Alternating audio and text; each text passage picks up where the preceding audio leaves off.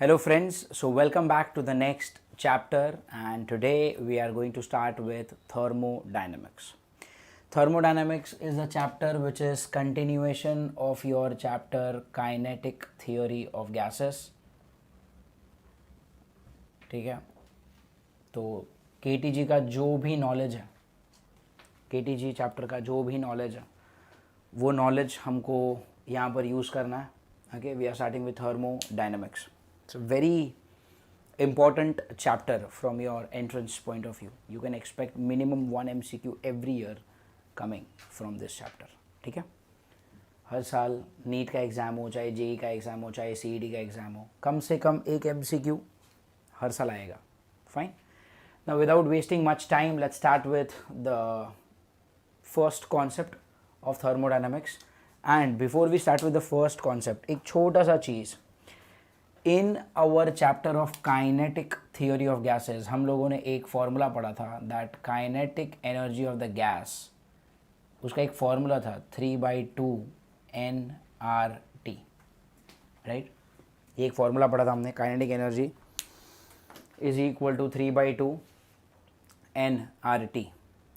यहाँ पर अगर आप देखते हो तो एक चीज़ हमको पता चलती है दैट अपना जो काइनेटिक एनर्जी है वो कैसा है, directly proportional to temperature of the gas. The kinetic energy is what, directly proportional to temperature of the gas. Now this kinetic energy in this chapter will be called as internal energy.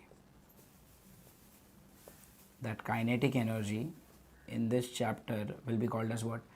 Internal energy. दोनों में एक छोटा सा फ़र्क है, but वो जैसे जैसे चैप्टर आगे बढ़ेगा मैं आपको बताते जाऊँगा.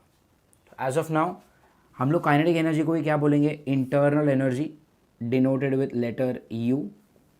And this internal energy is what, tell me, proportional to temperature.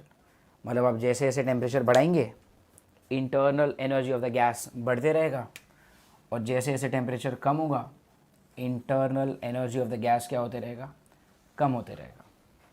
ठीक है. Now with this thing in our mind that internal energy U is directly proportional to temperature, we can start with the first concept of the chapter. The first concept is, जैसे मान लो you have a container. ठीक है, you have a container, और इस container के इस end पे we have a piston. This is AB, we have a piston. और ये जो AB है ना, this AB is a movable piston. Okay, ये जो AB है, that AB is our movable piston. In this container what I do is I have some gas. ये सारे वो गैस के मॉलिक्यूल्स हैं.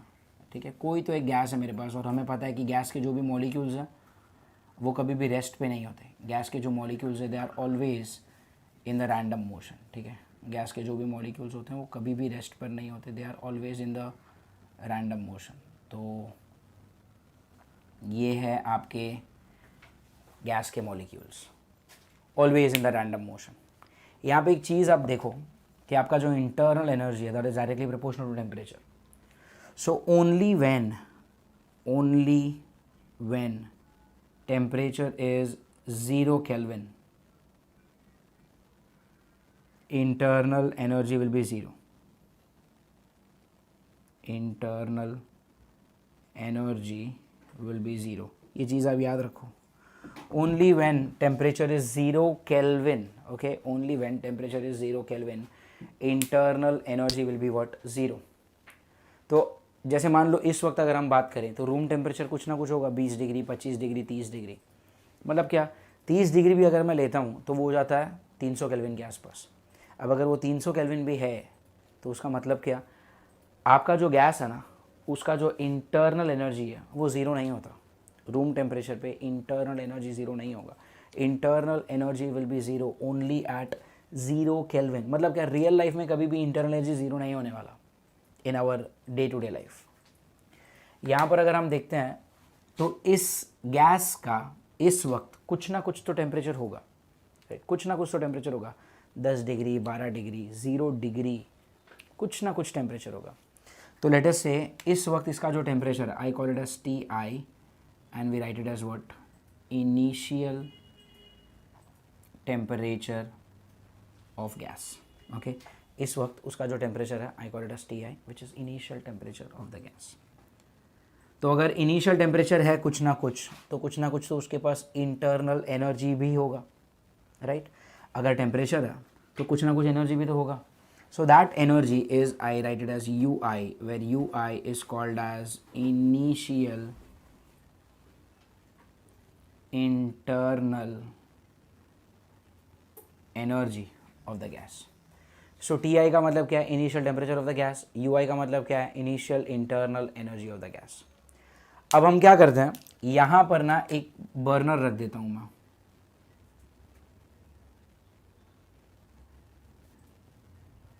अब अगर मैंने यहां पर एक बर्नर रख दिया तो ये बर्नर क्या करेगा?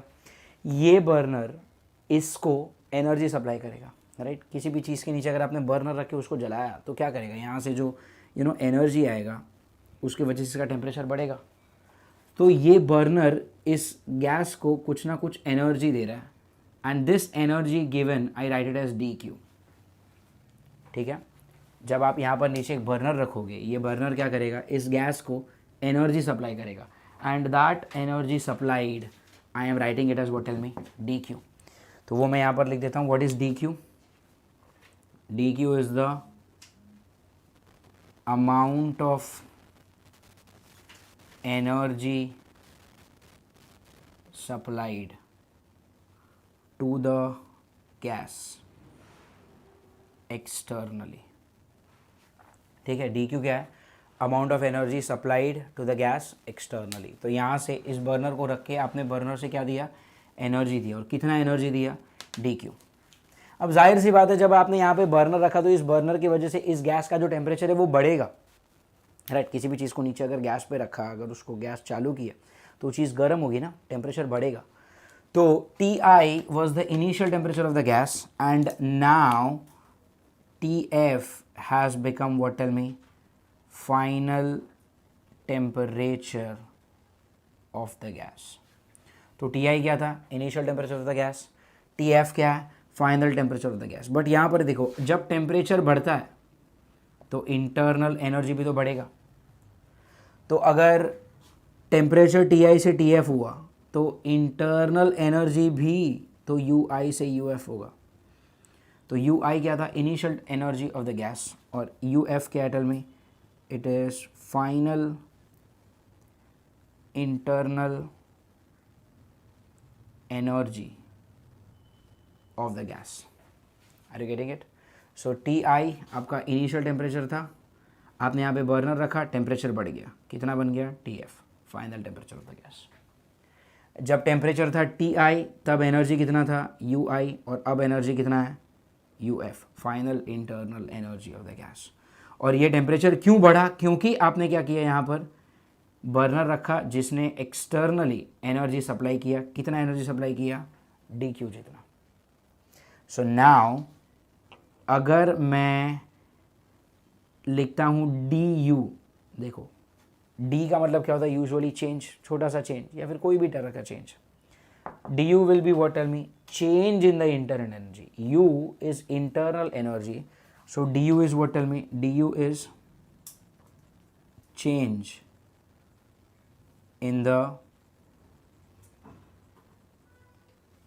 internal energy, and change in the internal energy du will be what, tell me, u final minus u initial। ठीक है, du क्या हो जाएगा? Tell me, change in the internal energy which is u final minus u initial. ठीक है, ये आपको याद रखना, it is u final minus u initial. Now see what is going to happen. आपने यहाँ पे नीचे बर्नर रखा और इस बर्नर की वजह से आपने इस गैस का टेम्परेचर बढ़ाया, बट डोंट यू थिंक जब टेम्परेचर बढ़ता है तो गैस के मॉलिक्यूल्स का रैंडम मोशन भी बढ़ेगा, और जब रैंडम मोशन बढ़ेगा इन that case what will happen, ये सारे जो मॉलिक्यूल्स हैं वो इस पिस्टन को ज़्यादा ज़ोर से और ज़्यादा नंबर ऑफ टाइम्स कोलाइड करेगा।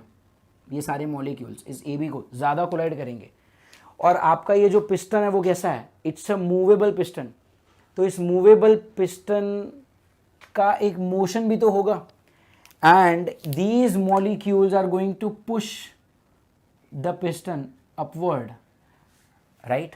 आई रिपीट, जब आप यहाँ पर बर्नर रखते हो, बर्नर एनर्जी सप्लाई करेगा, एनर्जी सप्लाई करेगा, टेम्परेचर बढ़ेगा, टेम्परेचर बढ़ेगा मतलब इंटरनल एनर्जी बढ़ेगा, फाइन। जब एनर्जी बढ़ेगा तो इनका रैंडम मोशन भी बढ़ेगा, इनका अगर रैंडम मोशन बढ़ा तो ये इस पिस्टन ए बी को ज़्यादा ज़ोर से और ज़्यादा नंबर ऑफ टाइम्स कोलाइड करेगा, और जब इसका कोलिजन बढ़ेगा, because the piston is what movable, your piston will start moving upward and it will go to a new place called A dash B dash. So जो piston पहले A B पे था, it has now gone to what, tell me, A dash B dash. तो ये molecules यहाँ पर भी आ जाएंगे। एक चीज़ आप ध्यान में रखना, यहाँ पर number of molecules बढ़े नहीं हैं, यहाँ से कुछ कम हो जाएंगे। Are you getting it? Do not think कि आपके number of molecules बढ़े हैं, ऐसा नहीं है। जो मॉलिक्यूल्स पहले सिर्फ इतने जगह पर थे, अब वो इतने जगह पर स्प्रेड हो गया। Number of molecules in the system are still same. तो जब मैंने यहाँ पर कुछ एक्स्ट्रा ड्रॉ किया ना, तो मैं यहाँ से कुछ रब कर दे रहा हूँ, ठीक है, मतलब यहीं कि कुछ मॉलिक्यूल्स ऊपर चले गए, ठीक है। नहीं तो आप ये सोचोगे कि नंबर ऑफ मॉलिक्यूल्स बढ़ चुके हैं, ऐसा नहीं है। नंबर ऑफ मॉलिक्यूल्स उतने ही हैं, बट यहाँ से जो कुछ मॉलिक्यूल्स ऐसे पहले सिर्फ इतने में घूम रहे थे, अब वो इतने में घूमेंगे। Are you getting it? So your piston has gone from A B to A dash B dash, और आपके पिस्टन का यहाँ पर एक डिस्प्लेसमेंट हुआ है, ए से ए डैश पे ऊपर की ओर डिस्प्लेसमेंट हुआ है, and I write it as what, tell me, D X. Are you getting it? But now you think, एक चीज़ आप सोचो ज़रा, आपका पिस्टन ए बी से ए डैश बी डैश पे नीचे से ऊपर मूव हुआ है, अब यहाँ पर लगा है प्रेशर या फिर force, and that force has created a displacement. तो अगर फोर्स की वजह से डिस्प्लेसमेंट हुआ है मतलब वर्क हुआ है। I want to find out some formula for that work done. Now tell me the in general formula for work in physics is what, force into displacement into cos theta, ये होता है अपना इन general formula. तो अगर आप यहाँ पर लिखते हो that work done D W is equal to force into displacement into cos theta, can I say theta is going to be zero here. क्यों ऐसा? ये देखो ना, फोर्स का डायरेक्शन क्या है, नीचे से ऊपर, डिस्प्लेसमेंट भी कहाँ हुआ, नीचे से ऊपर, तो दोनों का डायरेक्शन कैसा है, सेम। अगर दोनों का डायरेक्शन सेम है तो थीटा कैसा हो जाएगा, zero, and cos of zero is going to be 1, so therefore D W is equal to what, tell me, F into D X. Get it? Now if D W is equal to F into D X, can I write down force as pressure into area, right. Pressure क्या होता है अटल में, force upon area ना, ये हमने fluid में भी तो पढ़ा, pressure is equal to force upon area या फिर थ्रस्ट अपॉन एरिया। तो वहाँ से मैं फोर्स को क्या लिख सकता हूँ, प्रेशर इनटू एरिया। तो यहाँ पे मैंने फोर्स को क्या लिखा, pressure into area. So now force is replaced with what, tell me, pressure into area into what, tell me, into यहाँ पर क्या होगा, displacement, right, into displacement. So अगर आप एक चीज़ देखोगे तो यहाँ पर just let me remove this bracket, ठीक है। यहाँ पर मैंने फोर्स को क्या लिखा है, pressure into area into displacement. But tell me, यहाँ पर अगर आप देखते हो A into D X, A क्या होता है, एरिया ऑफ द कंटेनर, मतलब ये जो ये वाला एरिया है, that area into D x. अभी आप सोचो, अगर मैं एरिया इनटू ये वाला लेंथ करता है यहाँ से लेके यहाँ तक, ठीक है, एरिया इनटू दिस हाइट, इसका मतलब क्या होता है, ओरिजिनल वॉल्यूम। अगर मैं करता हूँ area into this entire height, तो क्या होता, फाइनल वॉल्यूम। बट यहाँ पर मैंने क्या किया है, area into this much of height, are you getting it, but that is what, change in the volume. I repeat, अगर मैंने किया होता एरिया इनटू दिस हाइट, तो ये क्या होता, इनिशियल वॉल्यूम। अगर मैं करता area into this entire height, यहाँ से लेके यहाँ तक, तो ये क्या होता, फाइनल वॉल्यूम। बट मैंने क्या किया है, area into only this much of part, and that is what, tell me, change in the volume. तो यहाँ पर क्या लिखूँगा मैं, A into D X, this is pressure as it is, और एरिया इंटू डी एक्स क्या हो जाएगा, tell me, D V. Get it? तो याद रखना ये formula for work which is equal to what, tell me, P D V. Are you getting it? तो अगर आप यहां पर law of conservation of energy apply करते हो, यहां पर law of conservation of energy अगर आप अप्लाई करते हो, तो आप थोड़ा सा सोचो, आपके गैस के पास इनिशियली सिर्फ कितना एनर्जी था, you I, this was the initial energy, right? तो पहले तो आपने बर्नर रखा, उसकी वजह से क्या हुआ, इसका एनर्जी चेंज हुआ, यू आई से क्या बन गया, यू एफ. तो what is that change? The change in the energy is D U. अच्छा, ना सिर्फ यहां पर एनर्जी चेंज हुआ है, but also the piston is sent from A B to A dash B dash, नीचे से ऊपर भेजा गया पिस्टन को, और जब नीचे से पिस्टन ऊपर गया तो मतलब डेफिनेटली कुछ ना कुछ वर्क हुआ है. तो कहना ही से ये जो आपने एनर्जी सप्लाई किया यहाँ पर डी क्यू, उस डी क्यू को दो जगह पर यूज़ किया गया. पहले यूज़ हुआ इंटरनल एनर्जी को चेंज करने में, डी यू, और थोड़ा सा उसका एनर्जी यूज़ हुआ कहाँ पर, एनर्जी यूज़ हुआ ए बी से ए डैश बी डैश तक पिस्टन को भेजने के लिए. मतलब कुछ ना कुछ क्या हुआ है, वर्क किया. तो इन शॉर्ट आपके बर्नर ने जो एनर्जी सप्लाई किया वो एनर्जी दो जगह पर यूज़ हुआ. पहला थोड़ा सा एनर्जी यूज़ हुआ किधर, इंटरनल एनर्जी को चेंज करने में, और थोड़ा सा एनर्जी हुआ यूज़ कहाँ पर, वर्क करने में, आपके पिस्टन को एक जगह से दूसरी जगह पर भेजने के लिए. तो अगर मैं law of conservation of energy यहाँ पर अप्लाई करता हूँ, what is conservation of energy, कि total energy supplied D Q is used in changing the internal energy and doing some work. So remember D Q is equal to what, tell me, D U plus D W. ये हो जाएगा आपका formula law of conservation of energy. अगर मैंने यहाँ पर apply किया तो क्या हो जाएगा, D Q is equal to what, D U plus D W. ठीक है. So now if D Q is equal to D U plus D W, तो ये जो है that is law of conservation of energy, and इसी को हम कहते हैं first law of thermodynamics. Get it? इसी को हम क्या कहते हैं, first law of thermodynamics. Remember this, इसी को हम कहते हैं फर्स्ट लॉ ऑफ थर्मोडायनामिक्स. तो एक्चुअली ये फर्स्ट लॉ ऑफ थर्मोडायनामिक्स कुछ और नहीं है, that is nothing but what, tell me, law of conservation of energy only. तो आपने एनर्जी जो सप्लाई किया D Q with the help of this burner, तो लेट अस से अगर मैंने यहाँ पर 10 जूल अप्लाई किया होगा, बाहर से 10 जूल सप्लाई किया होगा, तो शायद 10 में से 8 जूल यूज़ होगा किधर, इंटरनल एनर्जी यानी कि टेम्परेचर को बढ़ाने में, और बचा हुआ 2 जूल किधर यूज़ होगा, इस पिस्टन पे वर्क करने के लिए, क्योंकि मुझे पिस्टन को नीचे से ऊपर भेजना है. Are you getting it? Remember you are doing this work against the atmospheric pressure. D W, ये कौन सा वर्क है, this is the work done against atmospheric pressure. अब ये क्या सीन है, ये देखो, जब आपका पिस्टन यहाँ पर था ए बी पे, ठीक है, तो यहाँ से ऊपर से क्या लग रहा था, एटमॉस्फेरिक प्रेशर लग रहा था ना. अब आपके गैस के मॉलिक्यूल्स क्या करेंगे, नीचे से प्रेशर अप्लाई करेंगे, और ये प्रेशर को, इस एटमॉस्फेरिक प्रेशर को ओवरकम करके इस ए बी को ए डैश बी डैश तक भेजना है. तो आप ये जो वर्क कर रहे हो वो किसके अगेंस्ट कर रहे हो, एटमॉस्फेरिक प्रेशर के अगेंस्ट. हमेशा जो वर्क होता है वो किसी ना किसी के अगेंस्ट ही होता है. अगर सामने कोई अपोज करने वाला है ही नहीं तो फिर वर्क करने की ज़रूरत ही नहीं है, राइट? जैसे फॉर एग्जांपल नीचे गिरा हुआ पेन अगर मैं उठाता हूँ, I am doing work against gravity. अगर एक इलेक्ट्रॉन और एक प्रोटॉन को मैं एक दूसरे से दूर लेके जा रहा हूँ, then I am doing the work against the force of attraction. अगर दो प्रोटॉन को मैं एक दूसरे के पास लेकर आ रहा हूँ, मतलब I am still doing the work against the force of attraction. Are you getting it? जब आप रास्ते पे चलते हो, that time you are doing the work against the friction. Are you getting it? तो हमेशा कोई ना कोई जो वर्क होता है वो हमेशा किसी ना किसी के अगेंस्ट होता है.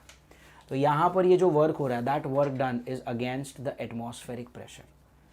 तो जब आप मार्वल वगैरह सॉल्व करोगे तो वहाँ पर एक क्वेश्चन मिलेगा कि अगर ये कंटेनर मैंने वैक्यूम में रखा, वैक्यूम में, वैक्यूम मतलब क्या, I am talking about the space.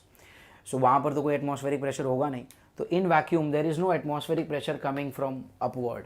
तो since there is no pressure coming from upward, आपको इन वैक्यूम पिस्टन को ए बी से ए डैश बी डैश तक लेके जाने में कोई वर्क करना ही नहीं पड़ेगा। Remember that thing. तो ऐसे एक क्वेश्चन आता है कि अगर आप स्पेस में गए तो वहाँ पर what is the work done in sending a piston from A B to A dash B dash. तो remember there is no work done. Get it? So this was our first law of thermodynamics. अब first law of thermodynamics पढ़ने के बाद there are 4 thermodynamic processes that we need to study, and the 4 processes are, ये शायद आपने सुना होगा, it is called as isothermal process, isobaric process, isochoric process and adiabatic process. अब यहाँ से जो आगे पूरा चैप्टर है, that chapter is just the discussion of these 4 processes. और अगर आपने ये चारों प्रोसेसेस को डिस्कस कर लिया, उसके वर्क डन, उसके ग्राफ, उसके फॉर्मूले, उनके इक्वेशन, अगर आप ये सब पढ़ लेते हो तो आपका ये चैप्टर थर्मोडायनामिक्स 90% हद तक ख़त्म हो जाएगा। ठीक है? So our goal is to study the 4 thermodynamic processes in detail. But before we study the 4 thermodynamic processes, we need to study something called as specific heat capacity. अब ये जो specific heat capacity है, ये आपने 11th standard में thermal expansion chapter में किया हुआ है, तो मैं बहुत ज़्यादा डिटेल में नहीं जा रहा, but we will just have a overview of that concept. तो specific heat capacity, first of all specific heat capacity, first of all there are 2 types of specific heat capacity. एक होता है molar specific heat capacity और एक होता है principal specific heat capacity. ठीक है? एक होता है मोलार स्पेसिफिक हीट कैपेसिटी और एक होता है principal specific heat capacity. Molar specific heat capacity, ये जो होगा यहाँ पर फॉर्मूला क्या होगा, Q/N डेल्टा टी, और प्रिंसिपल स्पेसिफिक हीट कैपेसिटी जो होगा यहाँ पर होगा ये Q/M delta T. Delta T लिखो, डी टी लिखो, एक ही बात हो गया। ठीक है? अब देखो, स्पेसिफिक हीट कैपेसिटी का इन जनरल फॉर्मूला तुमको पता है, that C is equal to what, tell me, Q/M delta T D T whatever, this is your formula. 11th standard thermal expansion में आपने यहाँ पर डिनोमिनेटर में m मतलब क्या, यहाँ पर आपने मास इन kg से डील किया है। Here you wrote what, tell me, capital M, and that capital M रखा मतलब क्या, ये प्रिंसिपल स्पेसिफिक हीट कैपेसिटी है। But see, we are studying gases वाला चैप्टर। Now when we talk about gases, gas की क्वांटिटी को हमेशा आप केजी में लो, ये ज़रूरी तो नहीं है ना, मोल्स में भी तो होता है। तो जब आप इस m को इस n से रिप्लेस कर देंगे, ठीक है, जब आप इस m को इस n से रिप्लेस कर देंगे, get it, then it is called as what, tell me, molar specific heat capacity. तो कुछ ज़्यादा डिफरेंस नहीं है। मोलार स्पेसिफिक हीट कैपेसिटी में जो गैस लेंगे आप, वो नंबर ऑफ मोल्स में होगा, 5 moles, 10 moles etcetera. And when you talk about principal specific heat capacity, तो उसी क्वांटिटी को नंबर ऑफ मोल्स के जगह पर, ठीक है, उसी क्वांटिटी को नंबर ऑफ मोल्स के जगह पर आप किस में लेते हैं, टेल मी, आप लेते हो कैपिटल M। कैपिटल M मतलब क्या, केजी में लेंगे, ग्राम्स में लेंगे जब आप क्वांटिटी, तो वो बन जाएगा प्रिंसिपल स्पेसिफिक हीट कैपेसिटी। नहीं तो वो क्या रहेगा, नंबर ऑफ मोल्स में है अगर, तो उसी को हम बोलेंगे क्या, मोलार स्पेसिफिक हीट कैपेसिटी। ठीक है? एक छोटा सा कन्वेंशन है, प्रिंसिपल स्पेसिफिक हीट कैपेसिटी के लिए हम यूज़ करेंगे capital C, and molar specific heat capacity के लिए हम यूज़ करेंगे क्या, स्मॉल c, जो आपको दिख ही रहा होगा वहाँ पर। Are you understanding? तो this is one of the difference. And एक और चीज़, यहाँ पर है नंबर ऑफ मोल्स। मुझे पता होता है नंबर ऑफ मोल्स क्या होता है, tell me, mass of the gas upon molar mass. तो क्या मैं इस n को रिप्लेस कर सकता हूँ? तो यहाँ पे क्या बनेगा, small c is equal to Q/N। n की जगह पे मैं क्या लिखूँगा, mass upon molar mass. Let me write it in the numerator into what, tell me, delta T. But जैसे ही मैं ये लिखूँगा, ये वाला पार्ट क्या बनेगा, Q/M डेल्टा टी। ये बन गया प्रिंसिपल स्पेसिफिक हीट कैपेसिटी। तो यहाँ से फॉर्मूला क्या बना, molar specific heat capacity is equal to principal specific heat capacity into the molecular weight. ठीक है, molar specific heat capacity is equal to what? Principal specific heat capacity capital C into the molecular weight. या फिर आप इसको ऐसे भी याद रख सकते हो that capital C मतलब क्या, principal specific heat capacity is equal to small c upon molecular weight. ठीक है, capital C is equal to what? Small c upon molecular weight. Get it? So ये था आपका just a brush up to the topic specific heat capacity. But let me tell you, जब आपने ये 11th standard thermal expansion में पढ़ा था, उस वक्त ज़्यादातर के क्वेश्चंस जो होते हैं वो सिर्फ और सिर्फ गैसेस के वो ज़्यादातर जो क्वेश्चंस होते हैं वो सॉलिड के बारे में होता है.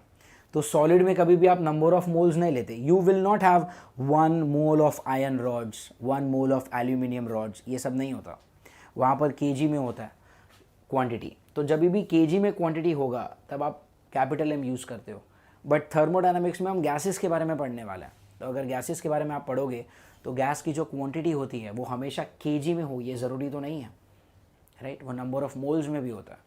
तो नंबर ऑफ मोल्स में होगा तो आप उसी कैपिटल एम को कैपिटल एन लिखेंगे. नीचे तो क्वांटिटी से मतलब है ना. तो अगर आपने क्वांटिटी लिया मास केजी में तो आप क्या बोलोगे? Principal specific heat capacity. और अगर आपने क्वांटिटी लिया किसमें? नंबर ऑफ मोल्स में, तो आप इसको बोलेंगे मोलार स्पेसिफिक हीट कैपेसिटी. और ये हो गया उन दोनों का relation. So this is all about what, tell me, this is all about the brush up और the quick recap to the topic of what? Specific heat capacity. Get it? So now, after learning specific heat capacity, now we are in the position to start with our first discussion. ठीक है, our first discussion of the process which is called as isothermal process. ठीक है, तो आप अपने book में एक heading दे देना ये चीज़ लिखने के बाद. Write on the heading as, so write on the heading as thermodynamics processes में 4 है. पहला नाम लिख दो आप आइसोथर्मल. ठीक है, पहला वाला नाम लिख दो आप आइसोथर्मल. फिर आप लिखो आइसोकोरिक, फिर आप लिखो आइसोबैरिक, और लास्ट में आप लिखो adiabatic. We are starting with the first one, and the first process, as I said, it is called as isothermal process. ठीक है, the first process is called as what, tell me, isothermal process. And let us see isothermal process होता क्या. अब isothermal process मतलब एक ऐसा process जिसमें आपका जो टेम्परेचर है, दैट टेम्परेचर इज कांस्टेंट. ठीक है, आइसोथर्मल प्रोसेस मतलब एक ऐसा प्रोसेस जिसमें आपका जो टेम्परेचर है वो कैसा है? कांस्टेंट है. मतलब क्या, आपका टेम्परेचर ना बढ़ सकता है, ना ही आपका जो टेम्परेचर है वो कैसा होगा? कम होगा. ठीक है, नाउ हम लोगों ने सबसे पहले क्या पढ़ा था? दैट इंटरनल एनर्जी जो होता है, इंटरनल एनर्जी जिसको हम डिनोट करते हैं यू से, that internal energy is what? Directly proportional to temperature. And अपना ये जो प्रोसेस है, this process is what, tell me, isothermal process. अब आइसोथर्मल प्रोसेस में आपका जो टेम्परेचर है वो कैसा है? कांस्टेंट है. Now because temperature is constant, indirectly अपना जो इंटरनल एनर्जी है वो भी क्या हो गया? कांस्टेंट हो गया. तो कैन आई से हियर देयरफॉर इवन अपना जो u है that is constant. And because u is constant therefore du is 0. Do you get it? Because u is constant, du is 0. And du 0 हो गया. अब आपका फर्स्ट लॉ ऑफ थर्मोडायनेमिक्स देखो क्या हो जाएगा. फर्स्ट लॉ ऑफ थर्मोडायनेमिक्स क्या था? Tell me. dq is du plus dw. अब आपका du कैसा हो गया है? du बन चुका है 0. एंड बिकॉज आपका जो du है वो 0 बन चुका है, तो फिर आपका dq क्या हो गया? dw हो गया. dq क्या हो गया? dw हो गया. What do you mean by this? We mean कि जो भी एनर्जी आप बर्नर से सप्लाई करोगे वो पूरा का पूरा एनर्जी सिर्फ और सिर्फ वर्क करने में यूज़ होगा। मतलब आपका जो गैस है उसका टेम्परेचर बिल्कुल बढ़ेगा नहीं, and the entire amount of energy supplied by the burner is used in doing the work against the atmospheric pressure, making sure that the temperature of the gas is what constant। ठीक है, तो पहले तो isothermal process मतलब क्या, temperature is constant, temperature constant मतलब क्या, आपका यू भी क्या हो गया, कांस्टेंट हो गया। यू कांस्टेंट मतलब डी यू कैसा हो गया, जीरो। फर्स्ट ऑफ थर्मोडायनामिक्स में अगर आपने वही चीज़ अप्लाई किया, डी यू जीरो हो गया मतलब डी क्यू क्या बन गया, डी डब्ल्यू बन गया। Fine, what about the formula for molar specific heat capacity, क्या होता है formula, tell me. Q upon N delta T लिखा था, राइट, डेल्टा टी लिखो या फिर डी टी लिखो, एक ही बात हुआ। तो यहाँ पर मैं we will keep a habit of writing it as D T. और ये क्यू क्या होता है, एनर्जी सप्लाइड। थर्मल एक्सपांशन में क्यू क्या था, एनर्जी सप्लाइड। इन थर्मोडायनेमिक्स हम लोग ने एनर्जी सप्लाइड को लिखा है डी क्यू, एक ही बात होता है। ठीक है, अब यहाँ पर टेल मी, आपका जो टेम्परेचर है वो कैसा है, कांस्टेंट। टेम्परेचर कांस्टेंट मतलब डी टी कैसा है, zero. And because your D T is zero, आप देखो यहाँ पर डी टी इज ज़ीरो मतलब आपका सी क्या हो गया, इनफाइनाइट। तो रिमेंबर स्पेसिफिक हीट कैपेसिटी का value for an isothermal process is what, tell me, infinite. ये आपके लेवल 1 तरह के जो MCQs होते हैं उसमें एक क्वेश्चन आता है कि what is the value of specific heat capacity for an isothermal process.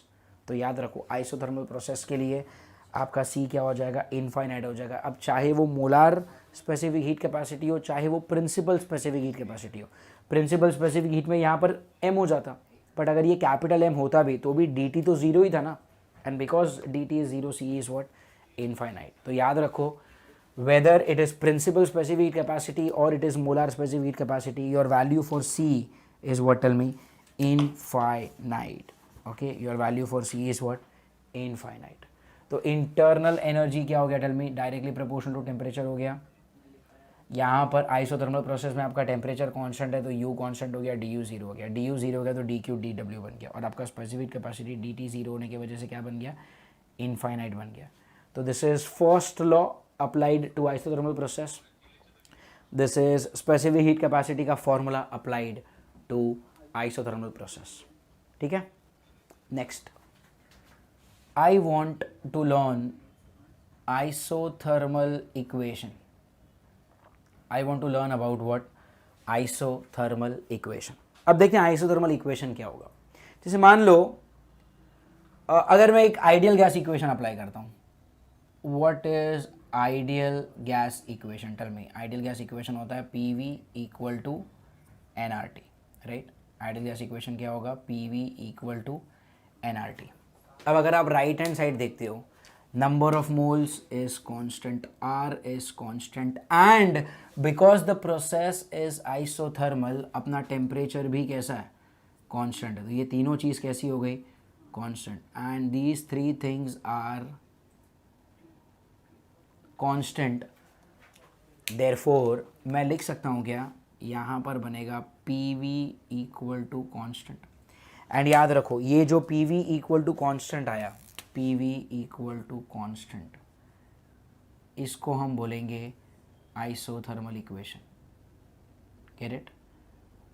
So what is an isothermal equation, एक आइसोथर्मल इक्वेशन है, काफ़ी सिंपल सा इक्वेशन था, डेरिवेशन तो कुछ ना के बराबर ही है।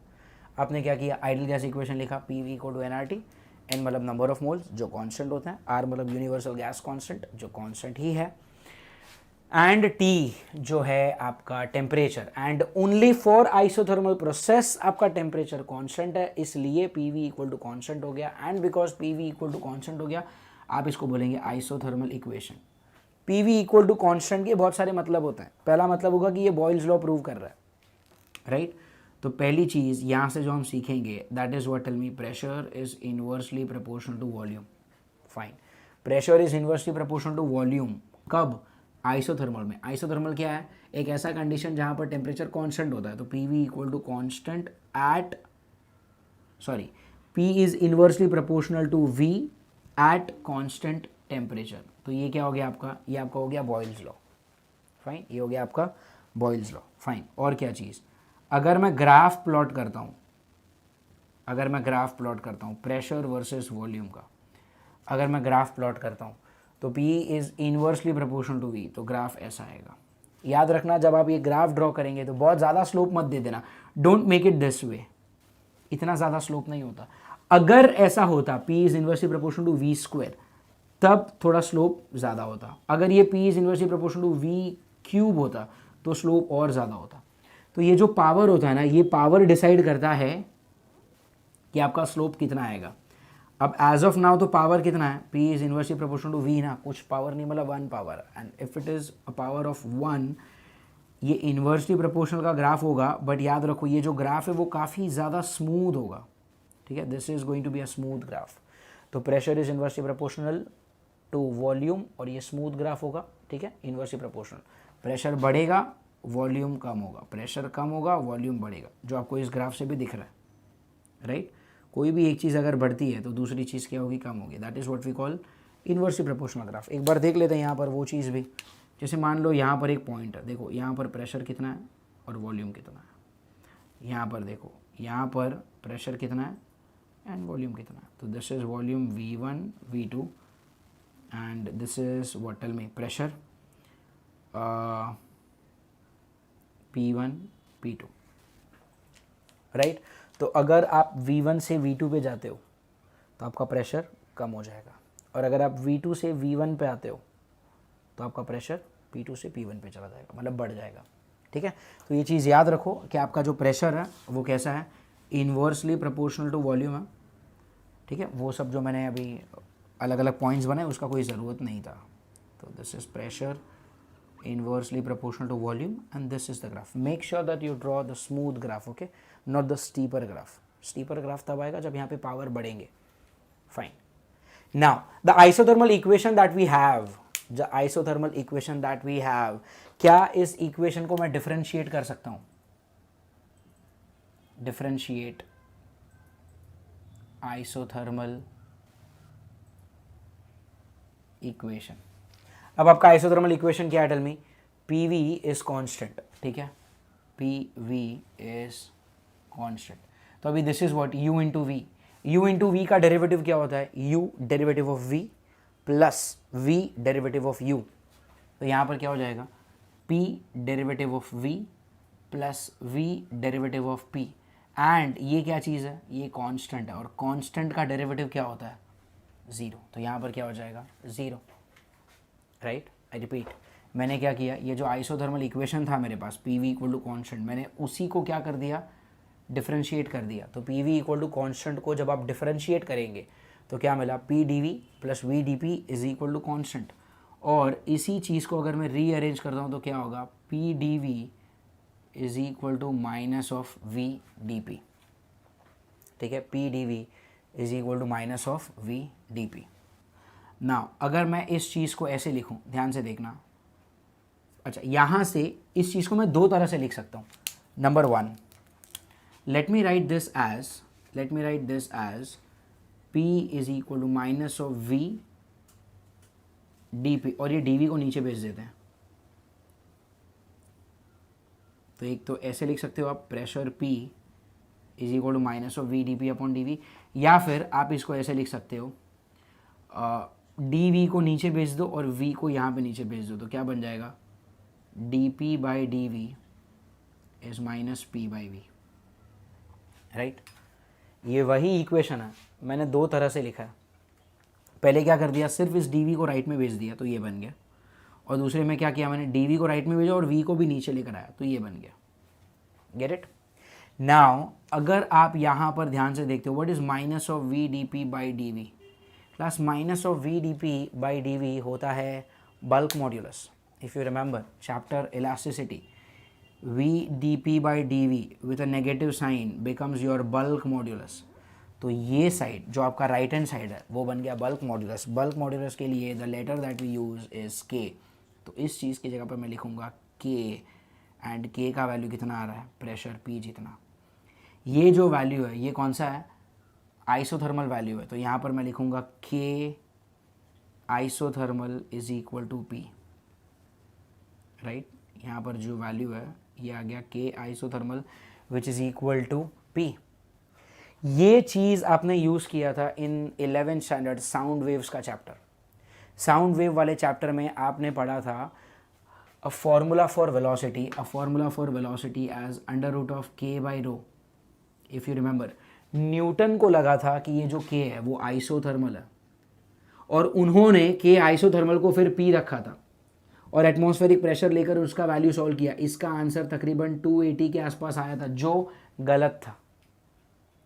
फिर उसको करेक्ट किया था लैपलास ने, और लैपलास का करेक्शन था के आइसोथर्मल नहीं, के एडियाबैटिक आएगा, और उन्होंने के एडियाबैटिक का वैल्यू रखा था गामा टाइम्स पी। अब what is gamma and P that we will discuss, but उसको डिस्कशन करने से पहले आपने ये सारी चीज़ें तो ऑलरेडी पढ़ ली है ना, तो आपको थोड़ा बहुत भी अगर याद है तो if you remember in 11th standard sound wave वाला चैप्टर हमने के आइसोथर्मल का वैल्यू सब्स्टिट्यूट किया था as what, tell me, pressure P. तो यहाँ पे हम सीख रहे हैं के isothermal is what, pressure P. And और एक चीज़, what do you mean by D P by D V? dp by dv का मतलब होता है slope, right? What is this? This is slope of PV graph, right? एक ऐसा graph, देखो यूजुअली क्या होता है, हम लोग ऐसा लिखते हैं ना, dy बाई डी एक्स मतलब डेरिवेटिव। डेरिवेटिव का मतलब होता है स्लोप। y मतलब क्या, y एक्सिस। x मतलब क्या, x एक्सिस। तो what is dp by dv? एक ऐसा ग्राफ जिसके y एक्सिस पे कौन है, प्रेशर, और x एक्सिस पे कौन है, वॉल्यूम। तो अगर ऐसा कोई ग्राफ होगा तो पहले तो देखो वो जो स्लोप है वो कैसा है, नेगेटिव। स्लोप नेगेटिव मतलब ग्राफ ऐसा बनेगा, ये जो हमने पहले यहाँ पर ड्रॉ किया था। P is inversely proportional to V। हमको यहाँ से भी मालूम पड़ता है कि आपका जो ग्राफ आएगा वो इन्वर्सली प्रोपोर्शनल वाला ग्राफ आएगा, मतलब अगर एक क्वांटिटी बढ़ेगा तो दूसरा क्वांटिटी क्या होगा, कम होगा। तो ये इन्वर्सली प्रोपोर्शनल हमको मैथमेटिकली भी मिल रहा है। देखो नेगेटिव साइन मतलब क्या, ग्राफ का जो स्लोप है वो डिक्रीज होने वाला है, it's a negative slope. So that's why this dp by dv is giving us an idea of what, negative slope, which is what, minus of p by v, and this dp by dv is slope of pv graph. Are you getting it? तो एक चीज़ को आप समझें कि you know, जब आपके पास एक isothermal equation आ गया तो आपने उस आइसोथर्मल इक्वेशन को क्या किया, डिफरेंशिएट किया, और उसको डिफरेंशिएट करके आपने दो चीज़ें निकाली। पहले आपको क्या मिला, पहले आपको मिला bulk modulus in an isothermal process का value which is equal to what, pressure P, differentiate isothermal equation, या। तो आपने उसको जब डिफरेंशिएट किया तो पहले आपको क्या मिला, बल्क मॉड्यूलस का वैल्यू, और फिर आपको क्या मिला, dp by dv which is what, tell me, minus of p by v which is slope of pv graph. Getting it? Now ये करने के बाद आई होप आपने ये सब कुछ कॉपी कर लिया होगा। पहले हमने पढ़ा कि आइसोथर्मल प्रोसेस में कौन सी चीज़ ज़ीरो होती है, उस चीज़ को ज़ीरो रखने से अपना फर्स्ट लॉ ऑफ थर्मोडायनामिक्स क्या बन जाता है, what is the value of specific heat capacity. फिर हमने एक इक्वेशन डिराइव किया, उस इक्वेशन से हमने कुछ चीज़ों को यहाँ पर कंक्लूड किया, उसका ग्राफ देखा। फिर उसी इक्वेशन को हमने क्या किया, डिफरेंशिएट किया, बल्क मॉड्यूलस आइसोथर्मल का वैल्यू निकाला, और फिर स्लोप ऑफ पीवी ग्राफ निकाला। Get it? Now I want to find out कि ये जो dw होता है, dw का मतलब क्या, वर्क डन। मुझे इस वर्क डन के लिए कोई फॉर्मूला चाहिए, ठीक है? I want to make a formula for what, work done. अब आप ये बोलोगे सर वर्क डन का आपने एक फॉर्मूला तो बना लिया ना, P into D V, right? आप ये बोलोगे सर आपने वर्क डन का एक फॉर्मूला तो बना लिया। कौन सा फॉर्मूला बना लिया, work done dw is equal to P into D V. Yes, we made a formula work done का, ये वाला फॉर्मूला हमने बना लिया, P इंटू डी वी। यहाँ पर इसके पहले कुछ ऐसा लिखा था, that pressure is inversely proportional to volume at constant temperature. Okay fine, चलो अब एक चीज़ देखते हैं, dw क्या होता है, P इंटू डी वी। अब अगर आपको याद है 11th स्टैंडर्ड में हम लोगों ने एक चैप्टर किया था laws of motion. Laws of motion में मैंने आपसे ये डिस्कस किया था दैट वर्क डन का एक फॉर्मूला था, फोर्स इंटू डिस्प्लेसमेंट। अगर आपका फोर्स कांस्टेंट है तो आप डायरेक्ट मल्टीप्लाई करते हो, और अगर आपका जो फोर्स है वो अगर वेरिएबल है तो आप यहाँ पर क्या करते हो, integrate. The same thing is valid here also. If pressure is constant, okay, if pressure is constant तो आप डायरेक्ट क्या करोगे, P into D we. But अगर प्रेशर कैसा है, वेरिएबल है, अगर प्रेशर कैसा है, वेरिएबल है, तो आप यहाँ पर क्या करोगे, इंटीग्रेट करोगे। And when you try to integrate तो ये क्या बन जाएगा, tell me, in that case. अच्छा पहले तो मुझे यहाँ पर बताओ कि इंटीग्रेशन करने की ज़रूरत है या नहीं है। डेफिनेटली है। अब जैसे मान लो गैस का वॉल्यूम बढ़ा, गैस का अगर वॉल्यूम बढ़ा तो प्रेशर क्या होगा, कम होगा। और अगर गैस का वॉल्यूम मान लो कम हुआ, अगर वॉल्यूम कम हुआ तो प्रेशर क्या हो जाएगा, बढ़ जाएगा। तो गैस क्या होगा, या तो एक्सपांड होगा या तो कंप्रेस होगा। एक्सपांड हो गया मतलब क्या, वॉल्यूम बढ़ गया, वॉल्यूम बढ़ गया तो प्रेशर कम हो जाएगा। और अगर गैस कंप्रेस हुआ, अगर गैस कंप्रेस हुआ तो वॉल्यूम कैसा हो गया, कम हो गया, वॉल्यूम कम हो गया तो प्रेशर बढ़ गया। But in either of the case आपका प्रेशर तो चेंज हो ही रहा है ना। अगर प्रेशर चेंज हुआ मतलब प्रेशर वेरिएबल है, और अगर प्रेशर वेरिएबल है तो वेरिएबल के टाइम पे हम लोग क्या करेंगे, इंटीग्रेट करेंगे, और यहाँ पर क्या आएगा, D W is equal to integration P into D V. Are you getting it? तो यहाँ पर पहले तो क्या करेंगे हम लोग, integration P into D V. Do you understand? अगर कभी ऐसा फ्यूचर में होता है कि जब हम कोई क्वेश्चन या कोई कॉन्सेप्ट पढ़ेंगे, उसको सॉल्व करेंगे, and if your pressure becomes, you know, if your pressure in that part is constant, pressure constant है, बहुत अच्छी बात है, फिर आपको इंटीग्रेट करने की ज़रूरत नहीं, आप सीधा क्या कर देना, P into D we. But अगर प्रेशर कांस्टेंट नहीं है, in that case you will have to integrate. ठीक है, अब आइए इसको इंटीग्रेट करके वर्क डन का एक जनरल फार्मूला बना लेता है, and that formula will be what now, tell me. D W is equal to what, यहाँ पर integration p D v, and P को मैं लिख सकता हूँ n are t by v, पीछे क्या है, डी वी। P को मैंने क्या लिखा, tell me, n are t by v. क्या कैसे है ये, p we equal to N R t को लिखा है, right, p we equal to N R t में से V को मैंने नीचे ले लिया, तो मैंने P को क्या लिखा, n are t by v. अब इंटीग्रेशन से बाहर निकल जाएंगी वो सारी चीज़ें जो कांस्टेंट है, जो यहाँ पर क्या है, d W is equal to n is constant, R is constant, T is temperature. We are studying isothermal process, temperature कैसा होता है, कांस्टेंट होता है, तो वो भी बाहर, अंदर क्या आ जाएगा, integration 1 by v dv। Are you understanding? यहाँ पर क्या हो जाएगा, integration of 1 by v dv। Now tell me one thing, आप नाउ यहाँ पर आ गया अपने पास क्या, integration of 1 by v dv। Now we know that integration of 1 upon x dx is what? It is log of x। यहाँ पर 1 by v dv क्या हो जाएगा, log of v। अब ये जो भी log होता है that is to the base e, remember this log is to the base e। and one more thing, जब भी आप इंटीग्रेट करेंगे तो you will have to set up the limit also। तो मान लो गैस का वॉल्यूम v1 से v2 पे चेंज हुआ, ठीक है, गैस का वॉल्यूम चेंज हुआ from v1 to V2, from V1 to V2, और यहाँ पर भी V1 टू V2। ठीक है, तो if limits are V1 to V2, यहाँ पर आप क्या करोगे, from V1 to V2, then you will put the upper limit and then the lower limit. तो यहाँ पर क्या हो जाएगा, d W is equal to N R t log to the base e v2 minus log to the base e v1। now log a minus log b is log of a by b, so then ये हो जाएगा nRT log to the base e v2 by v1, then this becomes the formula। but यहाँ पर problem क्या है, यहाँ पर जो log है वो है to the base e, और हमारे पास जो लॉग बुक होते हैं जो हम लोग यूज़ करते हैं क्वेश्चंस को सॉल्व करने के लिए, वो होता है टू द बेस 10। तो if that is to the base 10, मुझे इस लॉग ई को लॉग 10 में, I mean log to the base E को लॉग टू द बेस 10 में कन्वर्ट करना पड़ेगा। द कन्वर्जन फैक्टर इज़ 2.303, याद रखेंगे आप ये, दिस इज़ 2.303। पीछे क्या है, nRT log to the base 10 v2 by v1। so simple conversion it is। अगर आपके पास कोई भी इक्वेशन है log to the base e पे, अगर आपको उसको to the base 10 कन्वर्ट करना है तो आप 2.303 से मल्टीप्लाई करेंगे।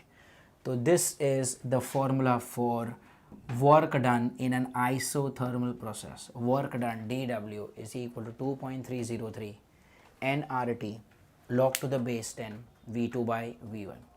एंड जैसा कि हमको पता है कि आइसोथर्मल इक्वेशन में pressure is what inversely proportional to volume, मतलब क्या V2 by V1 can be written as what P1 by P2। तो अगर मैंने इन चीज़ों को यहाँ पर सब्स्टिट्यूट किया तो एक और इक्वेशन बन जाएगा dW is equal to 2.303 nRT log to the base 10 P1 by P2। Okay, एक और इक्वेशन बन जाएगा dW is equal to what 2.303 log to the base 10 P1 by P2। So remember these are the two formulae जो आप use करेंगे किसके लिए, work निकालने के लिए, सिर्फ कौन से प्रोसेस में, आइसोथर्मल प्रोसेस में। तो आइसोथर्मल प्रोसेस के बारे में जितना कुछ भी हमको पढ़ना था दैट वी हैव डिस्कस्ड। सबसे पहले हमने क्या पढ़ा कि आइसोथर्मल प्रोसेस में कौन सी क्वांटिटी कांस्टेंट होती है, तो answer is what temperature, temperature is constant. फिर हमने क्या पढ़ा कि आइसोथर्मल क्वांटिटी में टेम्परेचर कांस्टेंट है, मतलब du क्या बन जाएगा, जीरो। अगर आपका du जीरो बन गया, now dq is equal to what du plus dw, उसमें अगर आपका du जीरो हो चुका है तो dq क्या हो जाएगा, dw हो जाएगा। अगर आपका dq dw बन गया है तो that becomes the first law of thermodynamics in an isothermal process.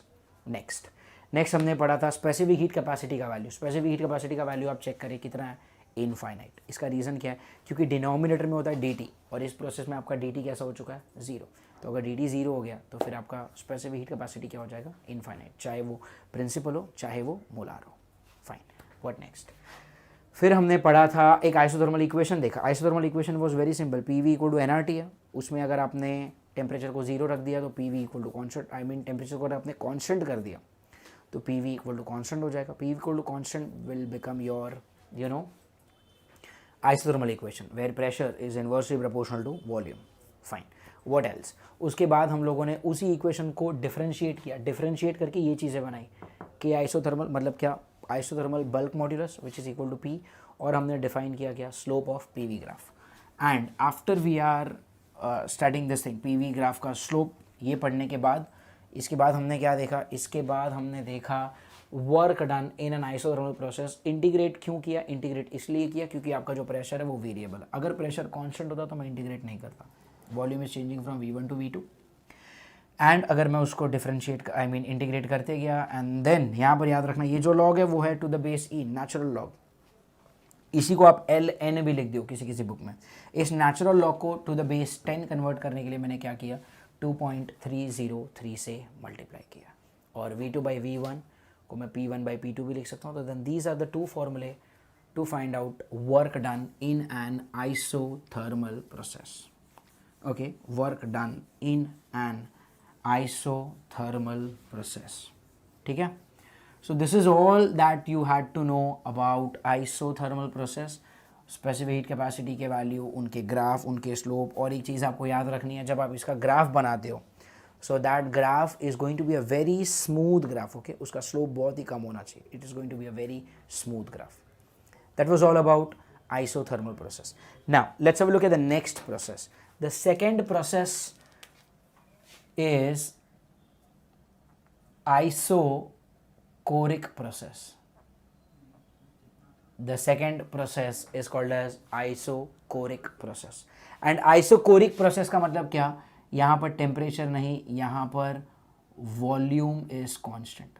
Okay, यहाँ पर टेम्परेचर नहीं, यहाँ पर क्या कांस्टेंट हो जाता है, वॉल्यूम। एंड अगर आपका वॉल्यूम कांस्टेंट हो गया, इसका मतलब क्या, जब हमने पहले पढ़ा था तो मैंने आपको क्या बोला था कि ये जो पिस्टन है जो A B पर है, ये पिस्टन कैसा लिया था हमने, मूवेबल लिया था, तभी तो वो A B से A' पे चला गया था ना।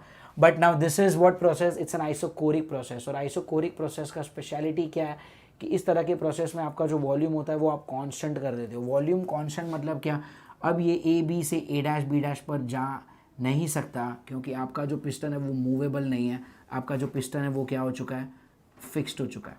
And if it is a fixed piston it will not move, neither it will move upward nor it will go downward. और अगर ये ऊपर नीचे नहीं जा सकता उसी को आप क्या बोलेंगे, volume is constant. Volume constant मतलब आपका जो dV है वो क्या बन जाएगा, zero. Are you getting it? आपका जो dV है वो क्या बन जाएगा, ज़ीरो। एंड अगर आपका dV ज़ीरो बन जाएगा, late us see what all things will happen. First, work done का फॉर्मूला क्या होता है, टेल मी। वर्क डन का जनरल फॉर्मूला होता है PdV। अब आपका dV क्या हो चुका है, ज़ीरो। अगर dV ही ज़ीरो हो चुका है तो आपका वर्क डन क्या हो जाएगा, 0 हो जाएगा। तो this will be the first change कि आपका जो वर्क डन है वो क्या हो जाएगा, 0। Now what about the first law? First law of thermodynamics will be what? dq is equal to du plus dw, right?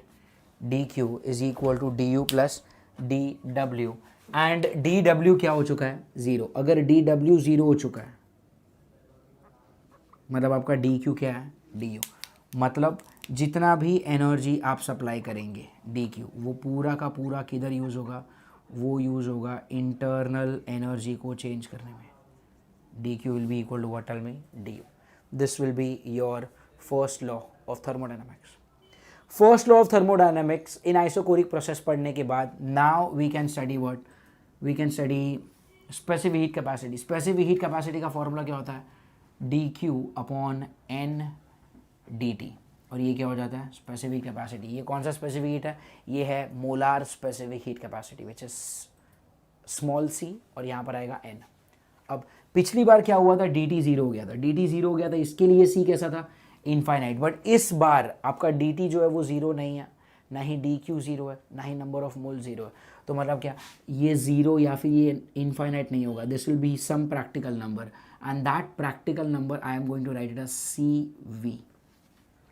V because it is isochoric, क्योंकि आपका जो वॉल्यूम है वो कांस्टेंट है, तो मैं यहाँ पर लिख रहा हूँ V।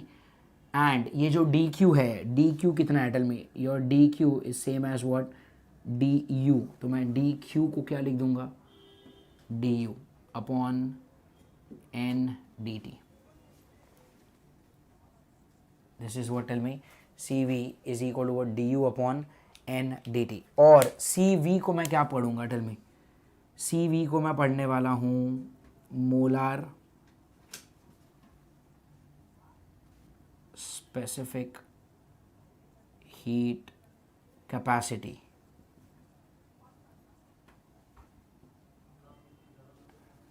at constant volume।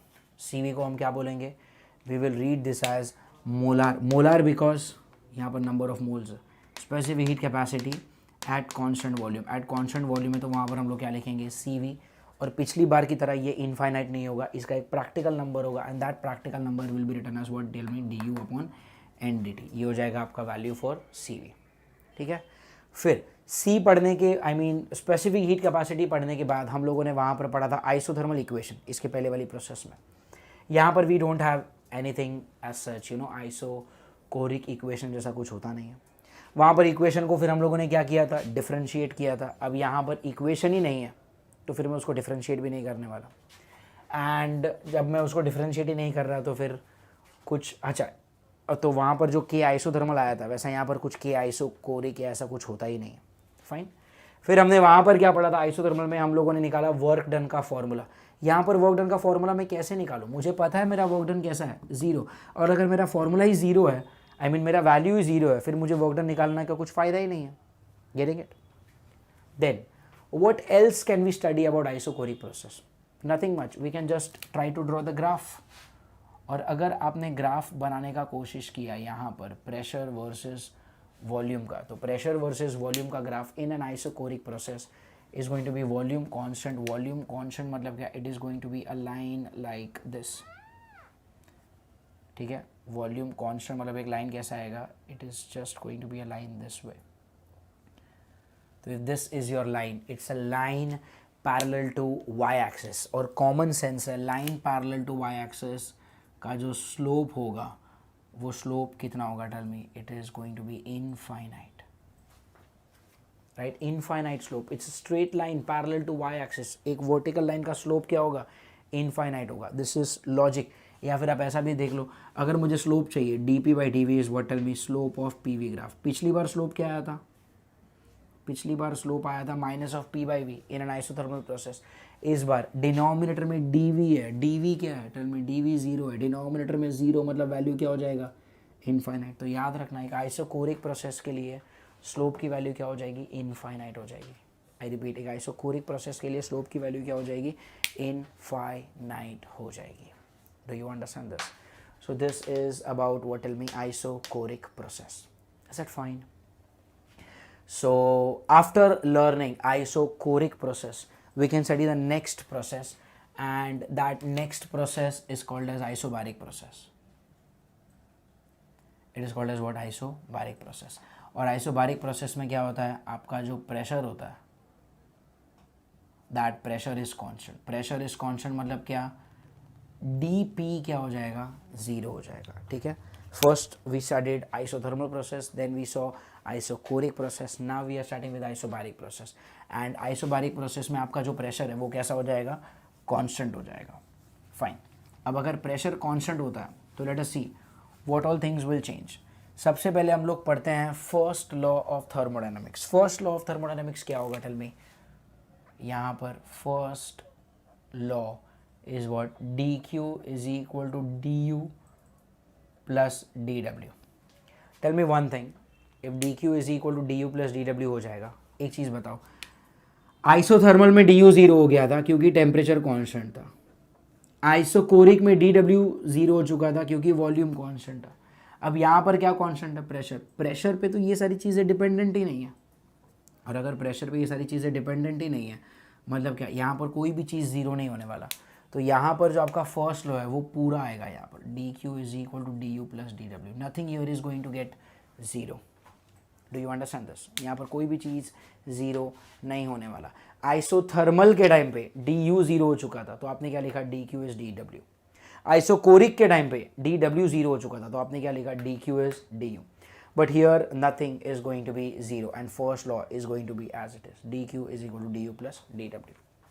First law पढ़ने के बाद हम क्या पढ़ते हैं, फिर हम पढ़ते हैं स्पेसिफिक कैपेसिटी जो होता है C which is equal to dq upon n dt. And this time I am not going to write only C, this time I will be writing Cp. पिछली बार मैंने लिखा था Cv because that was molar specific heat capacity at constant volume. This time this is molar specific heat capacity at constant pressure. पिछली बार CV था constant volume, इस बार क्या है CP which is at constant pressure and CP का formula क्या हो जाएगा, dq upon ndt. और पिछली बार मैंने dq को du भी रखा था. If you remember just see और नोटबुक, आपने क्या लिखा होगा, CV is equal to du upon ndt. इस बार मैं लिख रहा हूँ CP is equal to dq upon ndt. Right. Isochoric की तरह ही यहाँ पर आइसोबैरिक में अपने पास कोई इक्वेशन नहीं आने वाला. कोई इक्वेशन नहीं आने वाला तो आप उसको कहीं पे डिफरेंशिएट भी नहीं करने वाले. अगर आपको ग्राफ प्लॉट करना हो P वर्सेस V का इस तरह के प्रोसेस में, ठीक है, अगर आपको ग्राफ प्लॉट करना है P वर्सेस V का, तो इस बार आपका जो प्रेशर है वो कैसा है, कांस्टेंट. और अगर प्रेशर कांस्टेंट है तो it will be a line which is just parallel to x axis, constant pressure. और अगर मैं आपसे dp बाई dv पूछता हूँ, आंसर आएगा ज़ीरो. दो तरह से. लॉजिक क्या कहता है कि a line parallel to x axis, slope zero, it's a horizontal line. कोई भी हॉरिजॉन्टल लाइन का स्लोप होता ही नहीं है, ज़ीरो. मैथ्स क्या कहता है, dp बाई dv है ना, dp खुद कैसा है, ज़ीरो, तो न्यूमरेटर ज़ीरो, मतलब यहाँ पे आंसर क्या हो गया, ज़ीरो. तो पिछली बार आइसोकोरिक में it was a line parallel to y axis, this time it's a line parallel to x axis. Pressure versus volume straight line, parallel to x axis, slope क्या बन जाएगा, ज़ीरो. फाइन, स्लोप ज़ीरो बन गया. What about work done, what about work done. पिछली बार क्या किया था, टेल मी.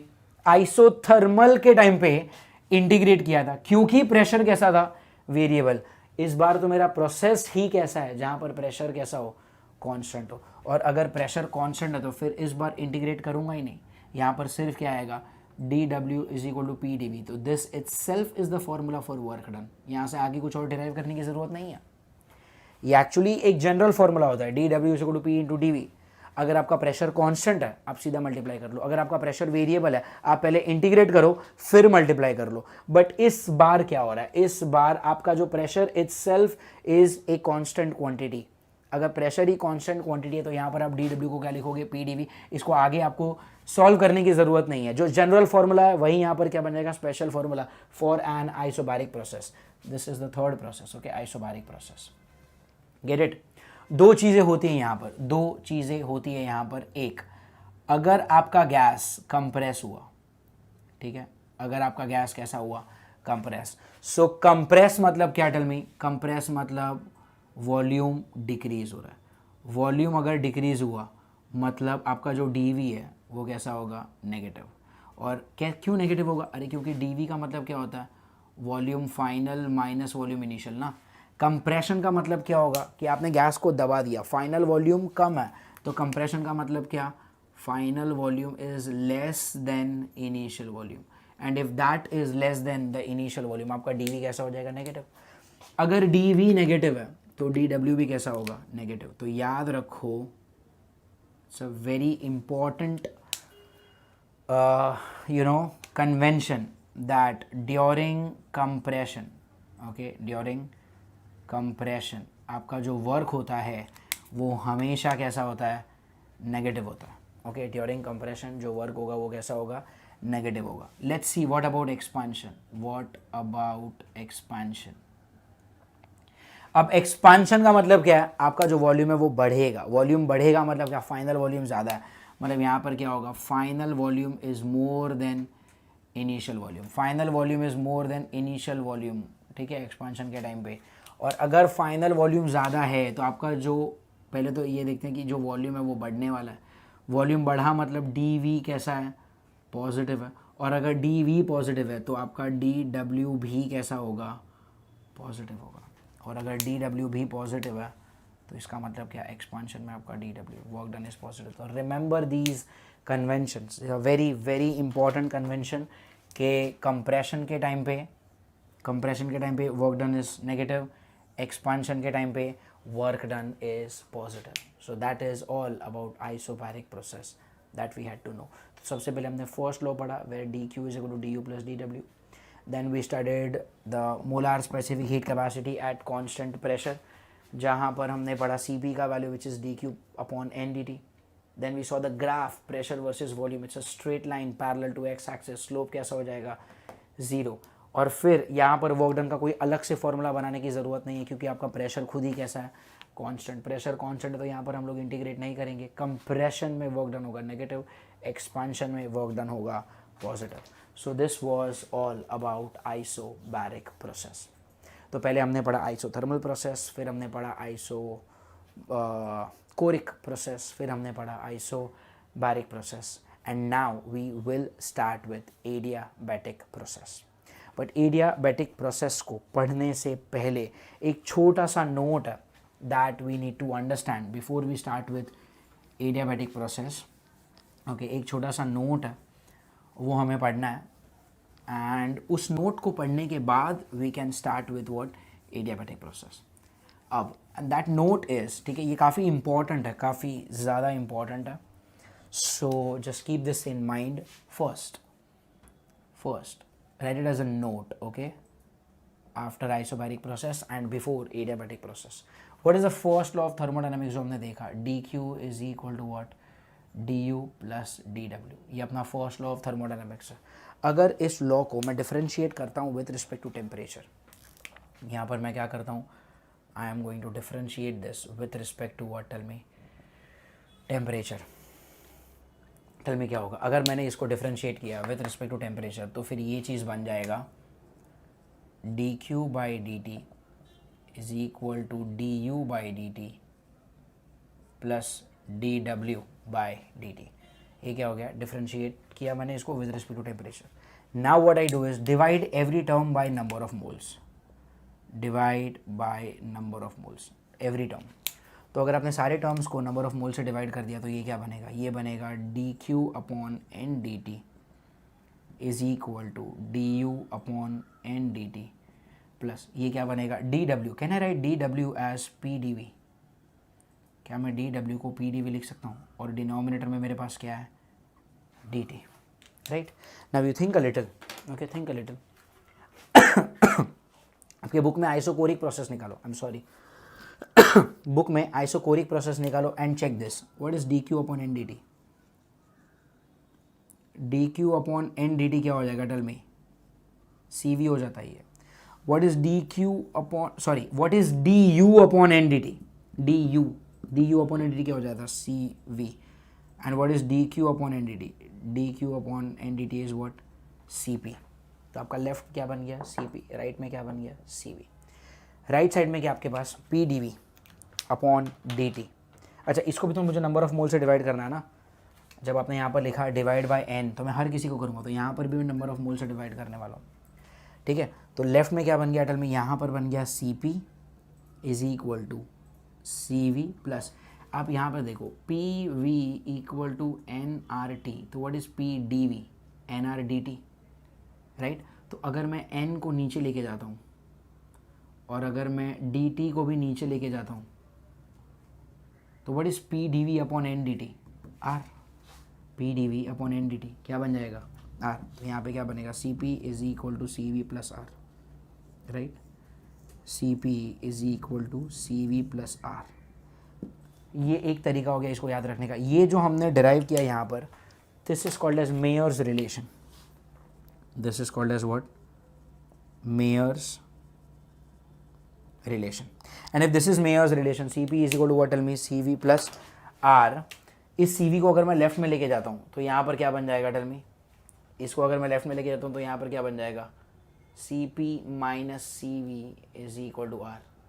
तो बहुत सारे बुक में इसी रिलेशन को ऐसे भी लिखा जाता है, Cp minus Cv is equal to R। तो डेफिनेटली अगर Cp और Cv को मैं सब्ट्रैक्ट करता हूँ, मेरे पास क्या आता है, R। R का वैल्यू होता है 8.30, I mean 8.314, 8.314 मतलब कि it's a positive constant. If this is a positive constant, उसका मतलब क्या, Cp कैसा है, Cv से बड़ा है। तो यहाँ से मुझे दूसरी चीज़ का ये श्योरिटी होता है कि जो Cp है वो कैसा है, Cv के कंपैरिजन में बड़ा है। And if Cp is greater than Cv, तो अगर मैं इन दोनों का रेशियो निकालता हूँ तो that ratio has to be greater than 1, right. अगर Cp Cv से बड़ा है तो अगर मैंने Cp और Cv का रेशियो निकाला तो दैट एक रेशियो आएगा जो 1 से हमेशा बड़ा होगा। And this ratio Cp by Cv is called as gamma, ठीक है। It's just a ratio. Cp और Cv को डिवाइड करके जो रेशियो मिलता है, उस रेशियो को मैं क्या कहता हूँ, gamma. And this gamma is called as adiabatic constant, this gamma is called as what, adiabatic constant. Cp upon Cv is equal to gamma, and this gamma is called as what, tell me, adiabatic constant. Fine.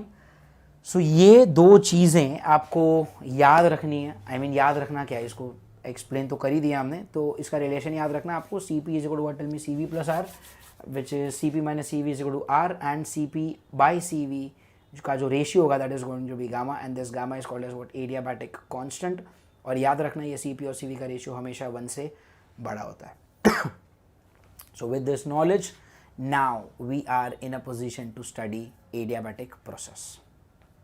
So after learning Mayer's relation, now we are in a position to start with the fourth and the last process of thermodynamics, which is called as adiabatic process.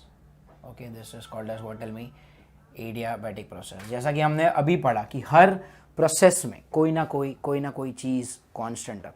जैसे कि isothermal में क्या constant था, isothermal में constant था temperature, isochoric में constant था volume, isobaric में कांस्टेंट था प्रेशर। वैसे कोई ना कोई चीज़ यहाँ पर भी कांस्टेंट होगी। एंड याद रखो, एडियाबैटिक प्रोसेस में जो कांस्टेंट चीज़ हैं वो है हीट, एनर्जी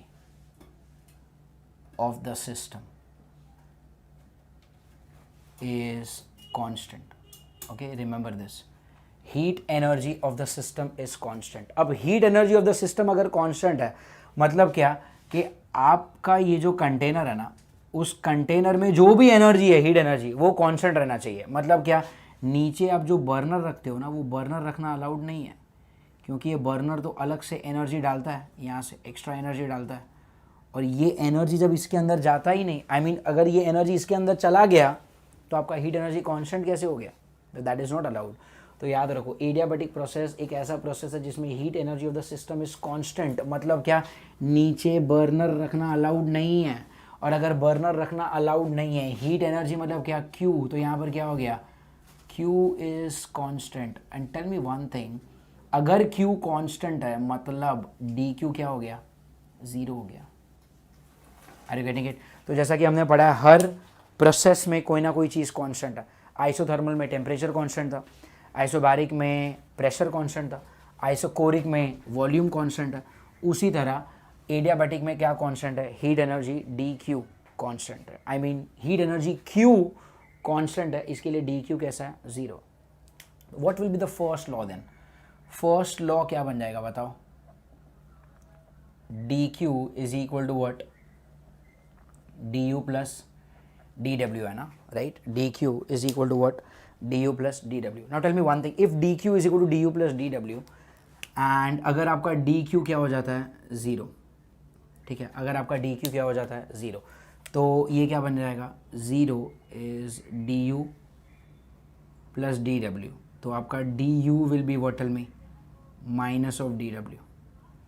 तो then this will be your first law, है ना? D U will be minus D W. Fine, ये आपका बन गया फर्स्ट लॉ। अच्छी, ठीक है। What next?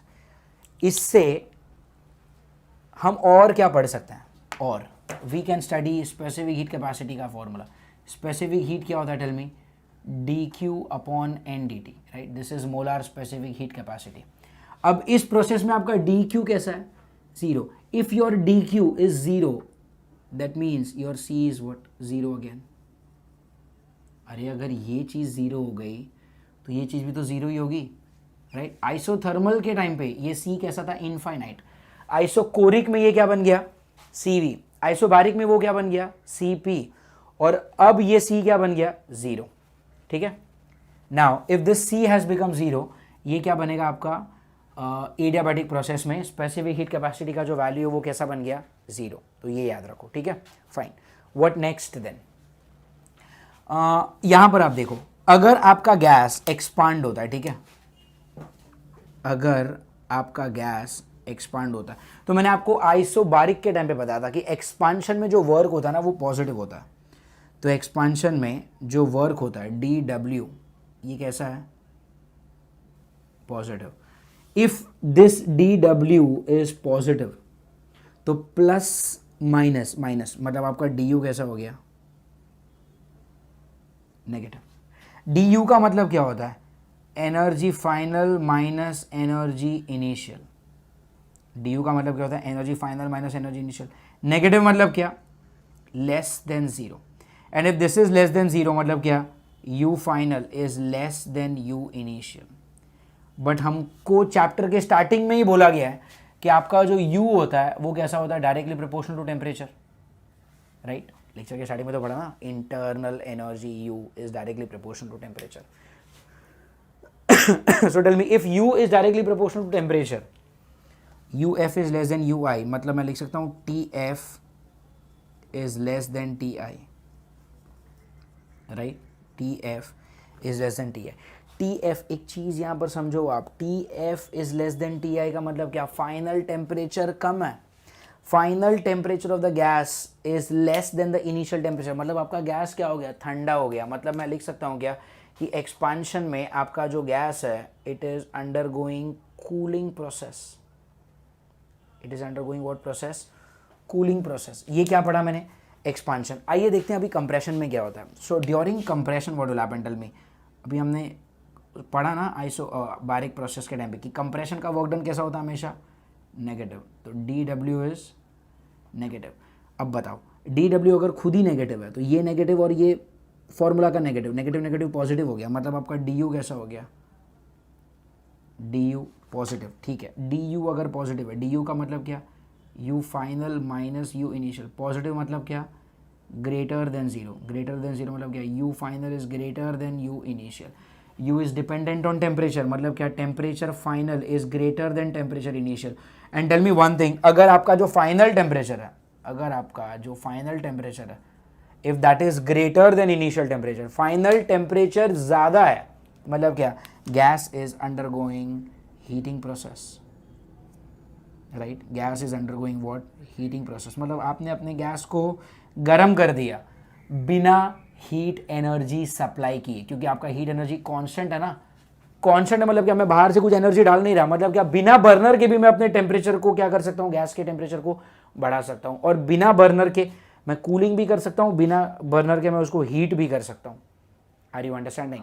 तो रिमेंबर एक चीज़ यहाँ पर, एक्सपांशन में क्या होगा, गैस हमेशा कूलिंग में जाएगा, और कंप्रेशन में गैस क्या हो जाएगा, गर्म हो जाएगा, हीटिंग प्रोसेस में जाएगा। विदाउट कीपिंग द बर्नर, आप एनर्जी ना डाल रहे हो ना अंदर से बाहर ले रहे हो, उसके बाद भी गैस ठंडा भी हो रहा है, गर्म भी हो रहा है, सिर्फ क्या करके, एक्सपांड करके और कंप्रेस करके। आपका जो टोटल हीट एनर्जी है वो कैसा है, कांस्टेंट है। This process is called as what, tell me, adiabatic process. Are you getting it? तो हमने सबसे पहले क्या पढ़ा, फर्स्ट लॉ पढ़ा। फर्स्ट लॉ को यहाँ से कंक्लूड किया कंप्रेशन के फॉर्म में और एक्सपांशन के फॉर्म में। फिर हमने पढ़ा उसके specific heat capacity value. Specific heat की वैल्यू क्या होती है, tell me, C is equal to 0। Fine, okay. What next, what next?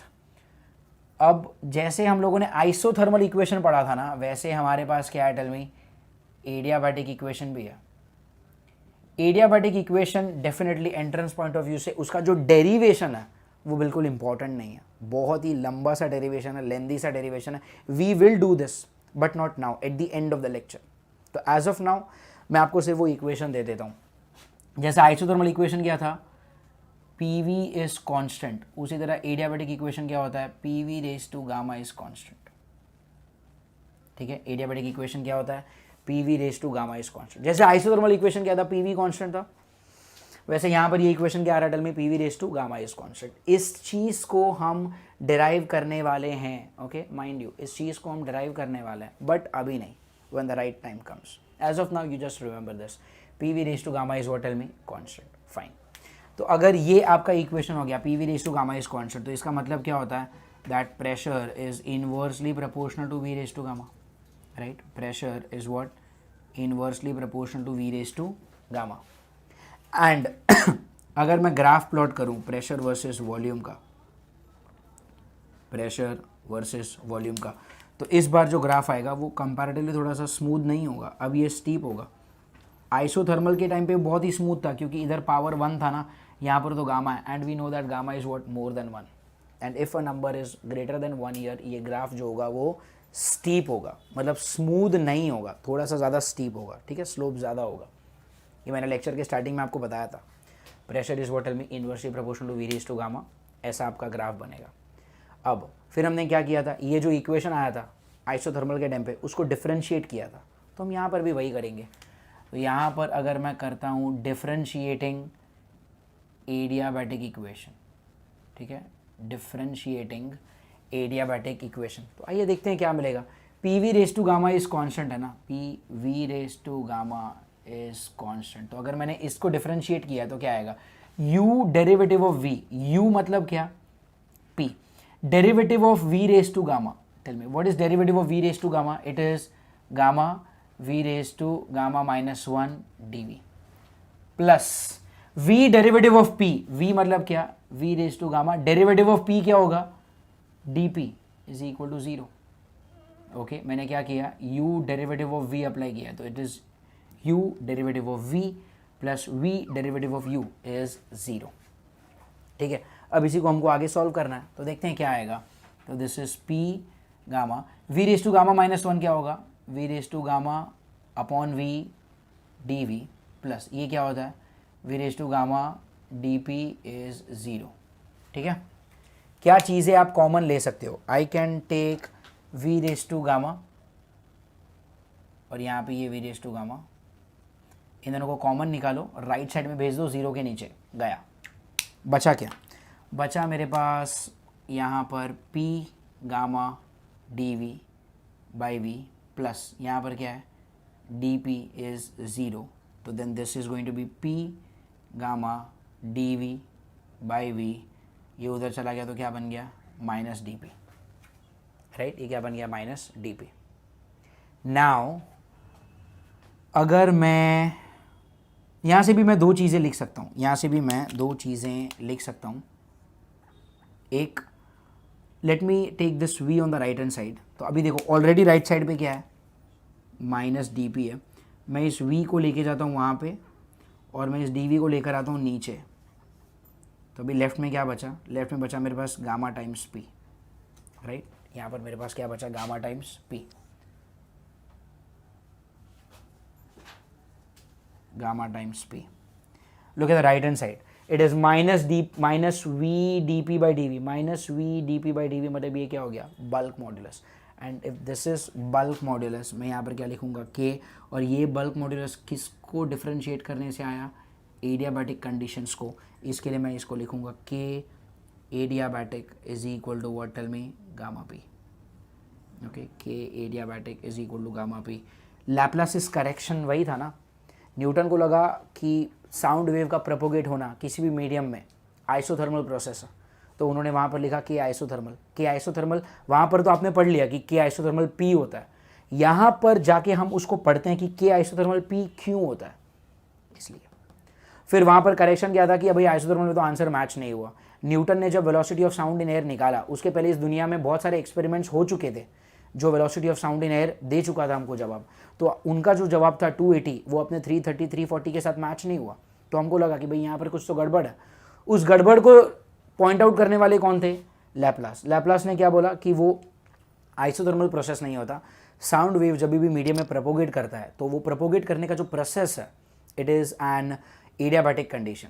ठीक है, मीडियम का टेम्परेचर चेंज होता है। न्यूटन को लगा कि मीडियम का टेम्परेचर चेंज नहीं होता, बट हालांकि मीडियम का टेम्परेचर चेंज होता है, इट्स एन एडियाबैटिक प्रोसेस। और उन्होंने के आइसोथर्मल को क्या रखा, के एडियाबैटिक। और जब उन्होंने के एडियाबैटिक रखा तो उन्होंने यहाँ पर क्या रखा, गामा पी। और गामा पी रखने के बाद जो वैल्यू आया वो 340 से काफ़ी मैच हो रहा था। अगर आपको याद है वहाँ पर गामा का वैल्यू रखा गया था 1.4। अब वो 1.4 क्यों रखा, आगे चल के इस चैप्टर में हम लोग वो भी पढ़ने वाले हैं, राइट। अलग अलग गैसेस के लिए गामा का क्या क्या वैल्यू आ सकता है, मोनोएटॉमिक के लिए, डायएटॉमिक के लिए, ट्राइएटॉमिक के लिए, पॉलीएटॉमिक के लिए, गैस के एटॉमिसिटी के हिसाब से इस के का वैल्यू इस गामा का वैल्यू कैसे कैसे बदल सकता है, that also we are going to study. But as of now कि एडियाबैटिक जो हमने क्या प्रूव किया, गामा पी, और यूज़ किया था साउंड वेव्स में। ठीक है, एक चीज़ ये। दूसरी चीज़, अगर मैं इसको ऐसे लिखता हूँ, सिर्फ ये जो डी वी है ना, इस डी वी को वहाँ पर लेके जाओ, सिर्फ इस डी वी को वहाँ पर लेके जाओ तो क्या बनेगा, अगर मैं सिर्फ डी वी को वहाँ पर लेकर गया तो ये बनेगा D P by D V, right. सिर्फ इस डी वी को नीचे लेके जाता हूँ तो D P by D V is minus of, tell me, gamma P by V, right. इस डी वी को नीचे लेके जाओ तो क्या बनेगा, D P by D V is minus gamma P by V. तो ये एक इक्वेशन बनेगा, D P by D V is minus of gamma p by v. And what is dp by dv? dp by dv is slope of pv graph, right? dp by dv is what, tell me, slope of pv graph. slope of pv graph हमने isothermal के time पे भी पढ़ा था, slope of pv graph हमने adiabatic conditions के time पे भी पढ़ा है, right. So this is all about the adiabatic process. I am sorry. तो ये हो गया आपका एडियाबैटिक प्रोसेस का इंट्रोडक्शन। इसको हम लोग आगे और भी डिटेल में पढ़ने वाले हैं, बट आई होप आपको इतना सा पार्ट समझ में आया हो। While watching this video, make sure that आप बुक में अपने जो भी डाउट्स हैं उसको लिखते रहो, जो भी आपको डाउट है, जो भी आपको नहीं समझा, keep making a note of all those things. ठीक है, fine. So this was about adiabatic process का। पहले हम लोगों ने क्या पढ़ा, फर्स्ट लॉ पढ़ा। फर्स्ट लॉ पढ़ने के बाद हम लोगों ने यहाँ पर देखा कि आप जब भी गैस को एक्सपांड करते हो, गैस क्या हो जाएगा, ठंडा हो जाएगा। और अगर आपने कभी भी गैस को कंप्रेस किया तो गैस क्या हो जाएगा, गर्म हो जाएगा। बट ठंडा हो रहा है, गर्म हो रहा है, बट आपका जो हीट एनर्जी है वो कैसा है, कांस्टेंट। ना ही मतलब अंदर से एनर्जी बाहर गया, ना बाहर से एनर्जी अंदर गया, उसके बावजूद गैस ठंडा और गर्म हो सकता है। स्पेसिफिक हीट का वैल्यू आएगा 0, क्योंकि डी क्यू है 0। एडियाबैटिक इक्वेशन क्या आया, P V raise to gamma is equal to constant. अब ये कहाँ से आया ये अभी तक मैंने आपको नहीं बताया, but this we will do. P V raise to gamma is constant, and if P V raise to gamma is constant, P is inversely proportional to V raise to gamma. यहाँ पर पावर अगर 1 होता तो graph काफ़ी smooth आता, जो isothermal में आया भी था। यहाँ पर वी रेज़ टू गामा थोड़ा सा स्टीप होगा कंपैरेटिवली, तो ये आया pressure is inversely proportional to volume, steeper graph. इसको मैंने क्या किया, डिफरेंशिएट किया। डिफरेंशिएट करके दो चीज़ें निकाली, एक मैंने निकाला K adiabatic which is equal to gamma P, और एक मैंने निकाला D P by D V which is slope of P V graph. K adiabatic is gamma P. ये यूज़ कहाँ पर किया था हमने, लैप्लासिस करेक्शन में। ठीक है, अब आप आइसोथर्मल के नोट्स देखो। ये चीज़ पढ़ने के बाद अगली चीज़ आपने क्या पढ़ी थी, ये चीज़ पढ़ने के बाद आपने किया था वर्क डन का फॉर्मूला डिराइव किया था। ठीक है, यहाँ पर भी कर लेते हैं। टेल मी फर्स्ट, यूजुअली हम लोग क्या करते हैं वर्क डन के लिए, D W is equal to P D V, right. So now let's have a look at the formula. एक ऐसा डिराइव करना है जो हमें देगा work done in an adiabatic process. ठीक है, तो जैसे हम लोगों ने वर्क डन निकाला आइसोथर्मल प्रोसेस में, फॉर्मूला क्या था 2.303 NRT log to the base 10 V2 by V1 या फिर P1 by P2. Work done isochoric में तो होता ही नहीं है क्योंकि PdV कितना हो जाएगा, 0 हो जाएगा, क्योंकि आपका आइसोकोरिक का मतलब ही होता है वॉल्यूम कॉन्स्टेंट. फिर वर्क डन आइसोबैरिक प्रोसेस में क्या होगा, P into D. Pressure constant है, इसके लिए इंटीग्रेट वगैरह करने की ज़रूरत नहीं है. सवाल ये है कि what will be the work done in an adiabatic process. In an adiabatic process class, थोड़ा सा सोचो, वर्क डन क्या हो जाएगा इन एन एडियाबैटिक प्रोसेस. अच्छा, वर्क डन निकालने से पहले मैं आपको दो और शॉर्टकट देता हूं जो आपको इन जनरली बहुत बार काम आएगा. तो जैसे हम लोगों ने ये पहले पढ़ा हुआ है that CP minus CV is equal to R, है ना. या तो ये पढ़ा होगा या तो फिर आपने इसको ऐसे पढ़ा होगा that CP is equal to CV plus R. CV को उधर लेकर गया तो CV प्लस R. तो CP minus CV is equal to R and we also know that CP upon CV is equal to gamma, right. CP minus CV is equal to R and CP upon CV is equal to gamma. यहाँ से क्या मैं CP को लिख सकता हूँ gamma CV? Can I right यहाँ से CP is equal to what? Gamma CV. But if CP is equal to gamma CV, अगर ये वाली वैल्यू मैंने इसमें डाला तो क्या होगा? CP के जगह पे मैं लिखने वाला हूँ क्या, gamma CV minus CV is R. तो यहाँ से CV common, gamma minus 1 is R.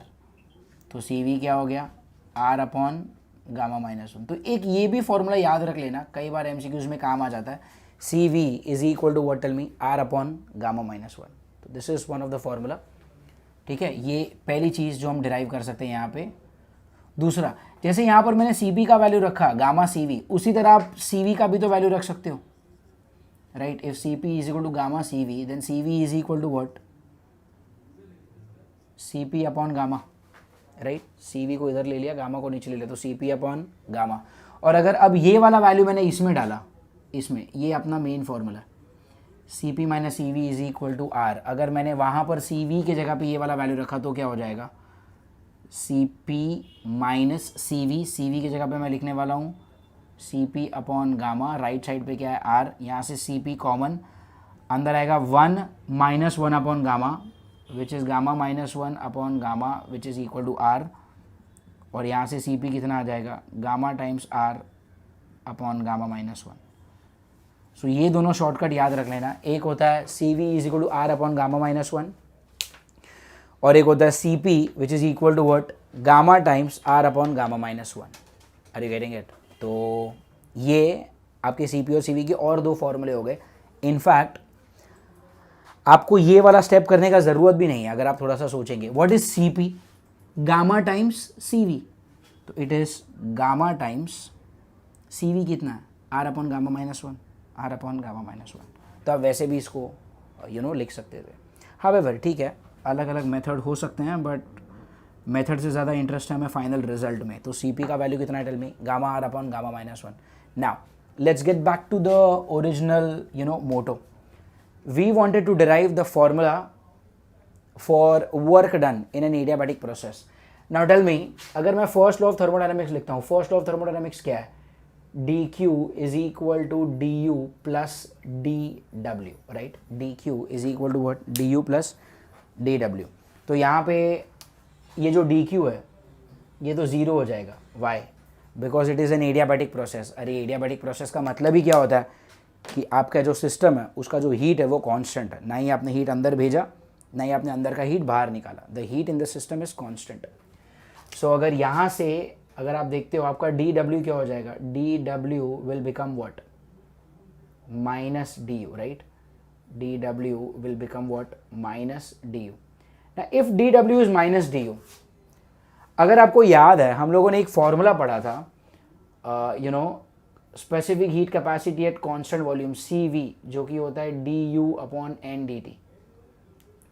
Molar specific heat capacity at constant volume क्या होता है, CV which is equal to du upon n dt.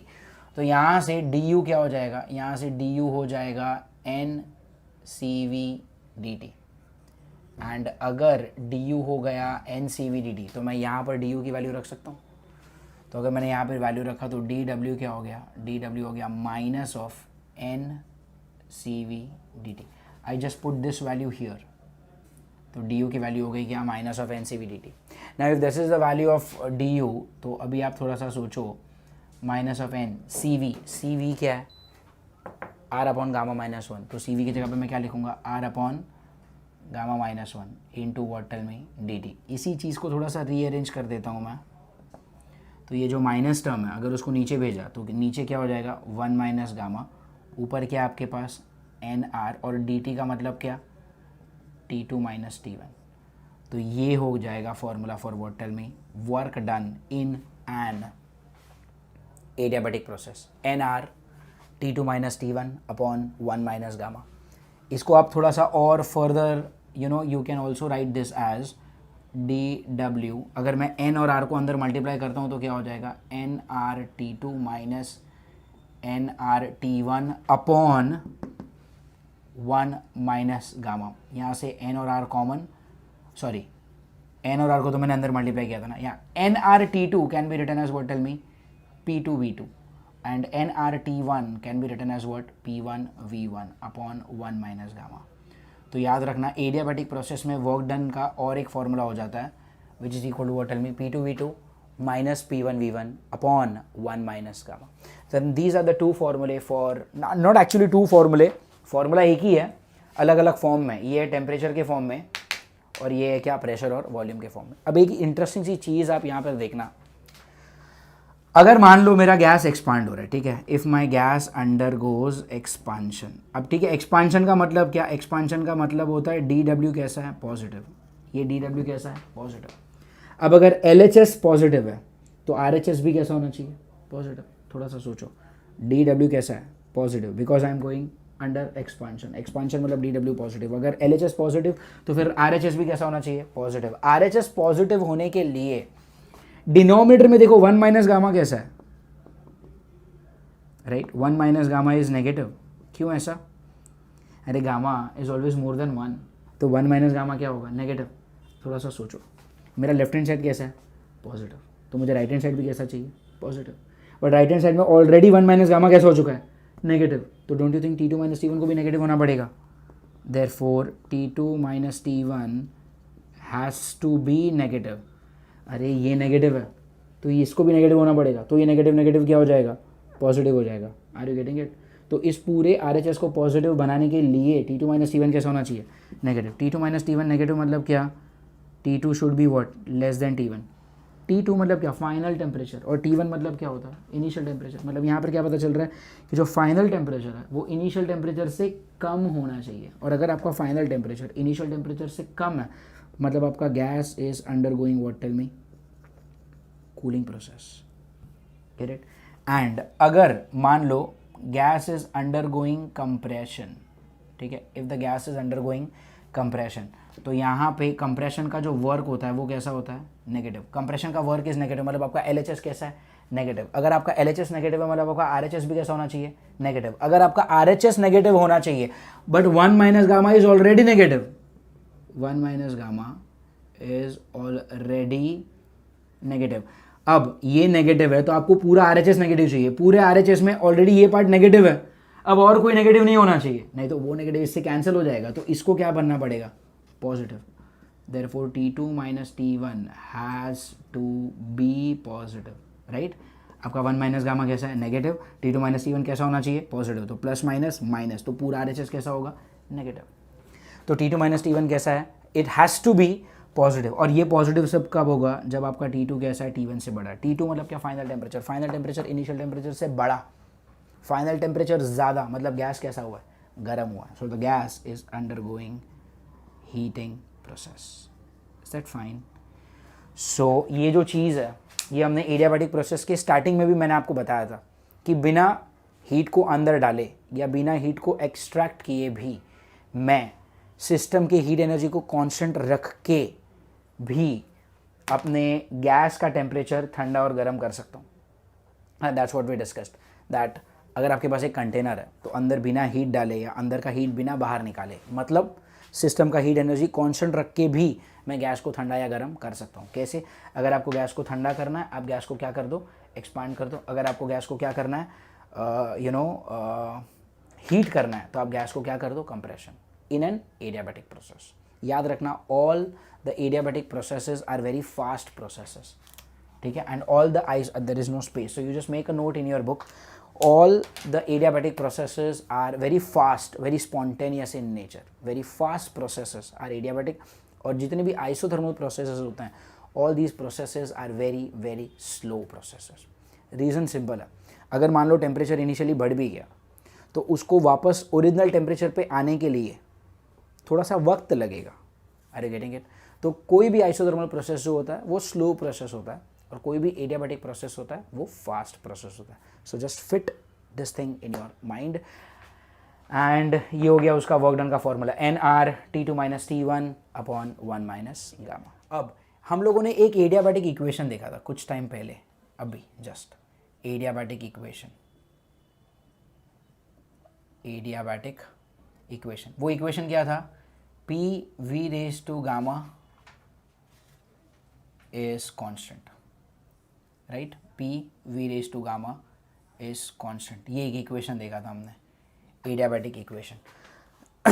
Now इस इक्वेशन में I can have some twists also, जैसे अगर मैं प्रेशर को रिप्लेस कर देता हूँ विथ nRT/V, तो अगर मैंने प्रेशर को रिप्लेस कर दिया nRT/V से, अब देखियो इक्वेशन क्या बनेगा, nRT/V V⁻γ इज कॉन्स्टेंट। अब देखो इसमें n और r तो कॉन्स्टेंट ही है, n मतलब नंबर ऑफ मोल्स, r मतलब यूनिवर्सल गैस कॉन्स्टेंट।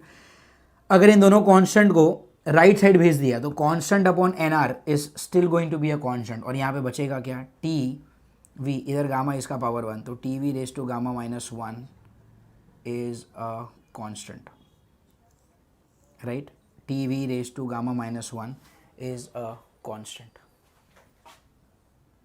और अगर मैंने v को रिप्लेस कर दिया एज nRT/P, तब क्या होगा, दिस इज P, V⁻γ मतलब क्या, इसका पावर गामा मतलब क्या, n⁻γ r⁻γ T⁻γ upon P⁻γ is constant. अब इसमें भी n⁻γ and r⁻γ are still constant, तो वो दोनों को इधर भेज दिया तो वो चला गया, तो फिर बचा क्या, यहाँ पर बचेगा P⁻1 - γ T⁻γ is constant. So remember, isothermal equation एक ही होता है, कौन सा, आइसोथर्मल में एक ही इक्वेशन है, PV⁻γ is constant, but adiabatic में 3 इक्वेशन होता है, एक होता है PV⁻γ इज कॉन्स्टेंट, एक होता है Tv⁻γ-1 इज कॉन्स्टेंट, और एक होता है P⁻1 - γ T⁻γ इज कॉन्स्टेंट, ठीक है। अब हम लोगों ने क्या किया था, इसको डिफरेंशिएट किया था, राइट, इसको डिफरेंशिएट किया था, क्या निकाला, dP/dV is minus of gamma P/V। आप उसी तरह इसको भी डिफरेंशिएट कर सकते हो, इसको अगर डिफरेंशिएट किया तो यहाँ पर आएगा dV/dt, और अगर आपने इसको डिफरेंशिएट किया तो यहाँ पर आएगा dP/dt। So our next job is to differentiate this and this and to get the value of what dV/dt and dP/dt। तो लेट अस सी नाउ, एक एक करके दोनों को डिफरेंशिएट करते हैं। We will start with Tv⁻γ-1। See, अगर आप एक प्योर PCB स्टूडेंट हो और अगर आपको डेरिवेटिव वगैरह नहीं आता तो इट इज़ ओके, ये सब में पढ़ो मत, डेरिवेटिव में सीधा रिजल्ट याद रख लेना, और अगर आपको याद नहीं रखना तो आप इसको डिफरेंशिएट कर लो। ये क्या हो जाएगा अटल में, T डेरिवेटिव ऑफ दिस क्या हो जाएगा अटल में, γ-1 V⁻γ-1 dV, right, U derivative of V, और इसका V क्या हो जाएगा, n × x⁻n-1, तो n × x⁻n-1 dV plus V⁻γ-1 और t का डेरिवेटिव हो जाएगा dt which is equal to 0, ठीक है। थोड़ा बहुत डेरिवेटिव आपको आना चाहिए, अगर नहीं आ रहा तो फिर आप इसको सीधा रिजल्ट याद रख लेना, डेरिवेटिव आई मीन डेरिवेशन नहीं याद है तो इट्स ओके। यहाँ पर क्या आएगा अटल में, this can be written as what, yes this can be written as T⁻⁻1, ये क्या हो जाएगा V⁻γ-2, मतलब क्या, V⁻γ/V² dV प्लस ये क्या है, वी रेज टू गामा -1 मतलब क्या है, V raise to gamma upon V D T is 0। यहाँ से कुछ कॉमन निकल रहा है, दो चीज़ें कॉमन निकल रही है। एक यहाँ पर वी रेज टू गामा दोनों जगह से कॉमन निकलेगा, नीचे चला जाएगा, 0 के नीचे गायब। यहाँ से एक v और यहाँ से v स्क्वायर है तो एक v निकल जाएगा और वो उधर जाएगा, 0 से मल्टीप्लाई हो जाएगा, गायब। तो लेफ़्ट में बचा क्या, लेफ़्ट में बचा t गामा -1 t गामा -1, ऊपर क्या बचा dv, नीचे बचा एक v प्लस वहाँ पर बचा है dt इज़ 0। और हमें चाहिए क्या, हमें चाहिए dv बाई dt का वैल्यू। ठीक है, फिर ये हो जाएगा t gamma -1 dv by v, ये dt को उधर भेज दो, हो जाएगा minus of dt। Fine, I want dv by dt का वैल्यू, सो इस dt को नीचे ले लो, तो ये हो जाएगा dv अपॉन dt, तो ये v चला जाएगा ऊपर, ये t आ जाएगा नीचे, और ये गामा -1 चला जाएगा नीचे, तो 1 अपॉन गामा -1, और ये नेगेटिव साइन भी है इधर, इस नेगेटिव साइन की वजह से इन दोनों को इंटरचेंज कर देता हूँ, तो ये हो जाएगा 1 upon 1 minus gamma v by T. तो याद रखो dv बाई dt का वैल्यू क्या आ रहा है, dv बाई dt का वैल्यू आ रहा है 1 upon 1 minus gamma v by T. तो ये हो जाएगा dv बाई dt का स्लोप। उसी तरह मुझे इसको भी डेरिवेटिव करना, आई मीन उसका भी डिफरेंशिएशन करना है। तो अगर उसका डेरिवेटिव अगर मैंने निकाला, let's see what do I get answer as. अगर आपने उसको भी डिफरेंशिएट किया तो क्या मिलेगा आपको, p raise to 1 minus gamma t raise to gamma is constant, right. p raise to 1 minus gamma t raise to gamma is constant. Yes, u derivative of v, तो क्या आएगा, u डेरिवेटिव ऑफ दिस, तो it is gamma t raise to gamma -1 dt plus t raise to gamma 1 minus gamma p raise to 1 minus gamma -1 dp 0, right. u derivative of v plus v derivative of u। तो यहाँ पर क्या हो जाएगा, this can be, अच्छा p raise to 1 minus gamma को पहले आप क्या लिखोगे, p upon p raise to gamma, fine, ये क्या है gamma, t raise to gamma -1 वालों क्या, t raise to gamma upon t dt plus इसको क्या लिखोगे, t raise to gamma, this is 1 minus gamma, अच्छा दिस इज़ व्हाट, ये 1 और ये 1 कैंसिल हो गया, यहाँ पर बचा सिर्फ p raise to minus gamma which is 1 upon p raise to gamma dp is 0। ठीक है, क्या क्या चीज़ें कॉमन निकलेंगी, जैसे यहाँ पर टी रेज टू गामा है, यहाँ पर टी रेज टू गामा है, ये दोनों बाहर निकले, उधर चले गए 0।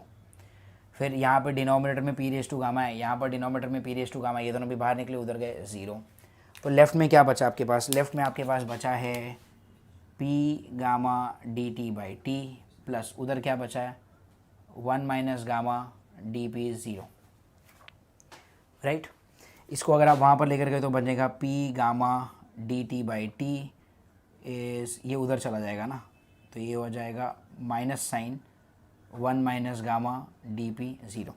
मुझे चाहिए D P by D T का वैल्यू, सॉरी ये उधर चला गया, मुझे चाहिए D P by D T, तो इसको ले लो नीचे, तो यहाँ पर ऑलरेडी क्या है D P by D T, ये आएगा इधर, अच्छा माइनस ऑफ 1 माइनस गामा ही same as what gamma -1, interchange कर दो और ये फिर ये आएगा नीचे, तो गामा -1, यहाँ पर ऑलरेडी ऊपर क्या है गामा और ये क्या है P N T,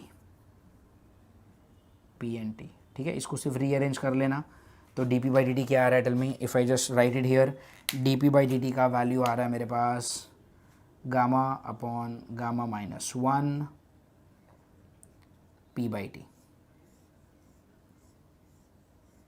gamma upon gamma -1 P by T, तो ये हो जाएगा D P by D T.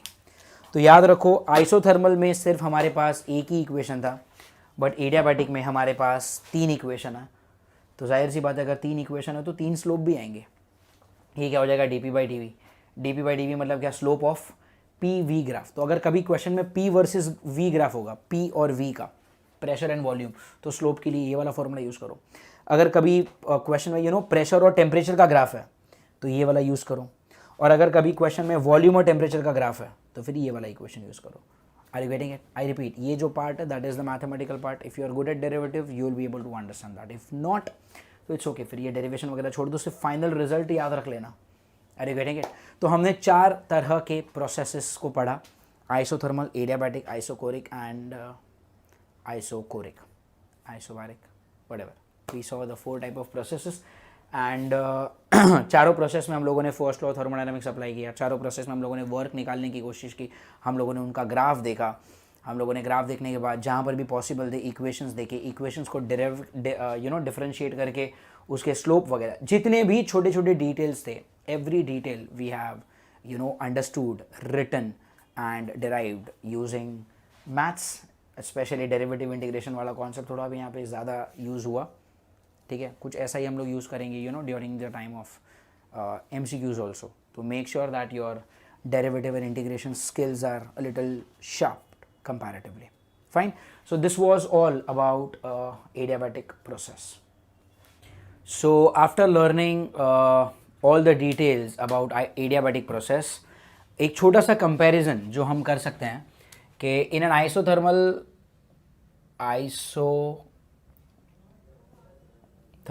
equation जो हम लोगों ने पढ़ा वो क्या था, dp by dv which is minus of p by v, and then we studied adiabatic equation जो था dp by dv is equal to minus of gamma p by v.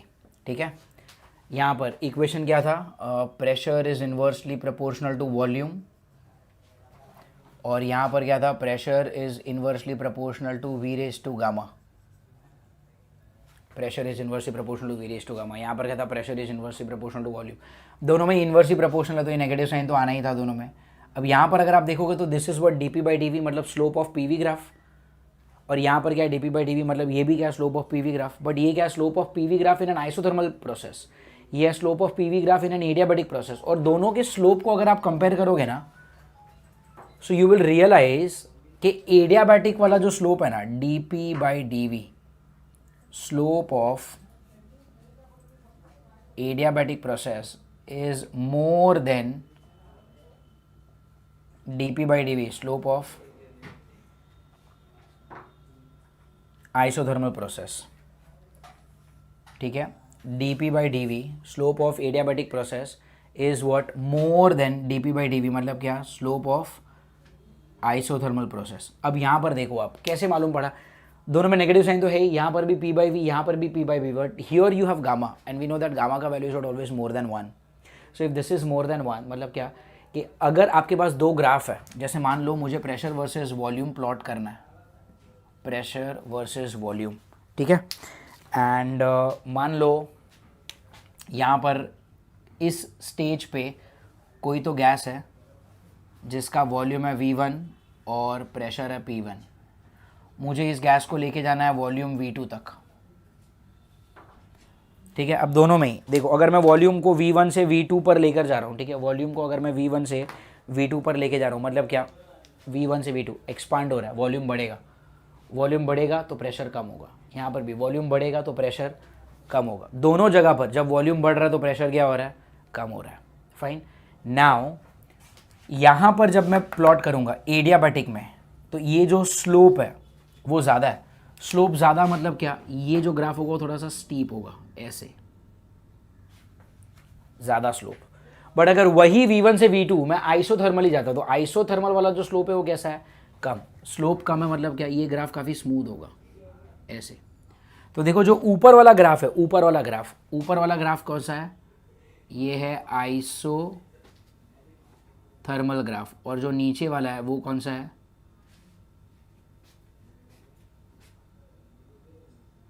Adiabatic graph. Okay, ऊपर वाला कौन सा है, isothermal, नीचे वाला कौन सा है, एडियाबैटिक ग्राफ. Gate it. तो याद रखो, आइसोथर्मल वाला जो स्लोप होता है वो हमेशा एडियाबैटिक से कैसा होगा, छोटा होगा. राइट. इसको हम लोग और भी डिटेल में पढ़ेंगे when we meet in the next lecture. Now that's it for today's lecture. आज हम लोगों ने फर्स्ट लॉ ऑफ थर्मोडायनामिक्स देखा, चारों टाइप के प्रोसेसेस देखे, चारों टाइप के प्रोसेस में स्पेसिफिक हीट कैपेसिटी का वैल्यू, उनके वर्क डन का वैल्यू, जहाँ पे भी पॉसिबल था उनके इक्वेशंस, उनके ग्राफ, उनके वर्क डन के वैल्यूज़ को हमने डिराइव किया. और आखिर में हमने देखा एडियाबैटिक इक्वेशंस. 3 एडियाबैटिक इक्वेशन होते हैं. पहला होता है P V raise to gamma is constant, और बाकी के दोनों वहीं से डिराइव होते हैं. एक बार आप प्रेशर को रिप्लेस करते हो nRT बाई वी से, और एक बार आप वॉल्यूम को रिप्लेस करते हो nRT बाई पी से, तो वहाँ से आपको मिलता है इक्वेशंस फॉर एडियाबैटिक कंडीशंस. अब सवाल ये है कि जो सबसे पहला वाला इक्वेशन था P V raise to gamma is equal to constant, वो कहाँ से आया, उसका डेरिवेशन हम लोग आगे देखेंगे, ठीक है। एंड लास्ट में हम लोगों ने दोनों के स्लोप को कंपेयर किया। So then this completes our discussion for the first lecture of the thermodynamic process. जब हम आगे मिलेंगे अगले लेक्चर में, that time we will proceed this chapter further way, ठीक है। So that's it for today's lecture. Thank you.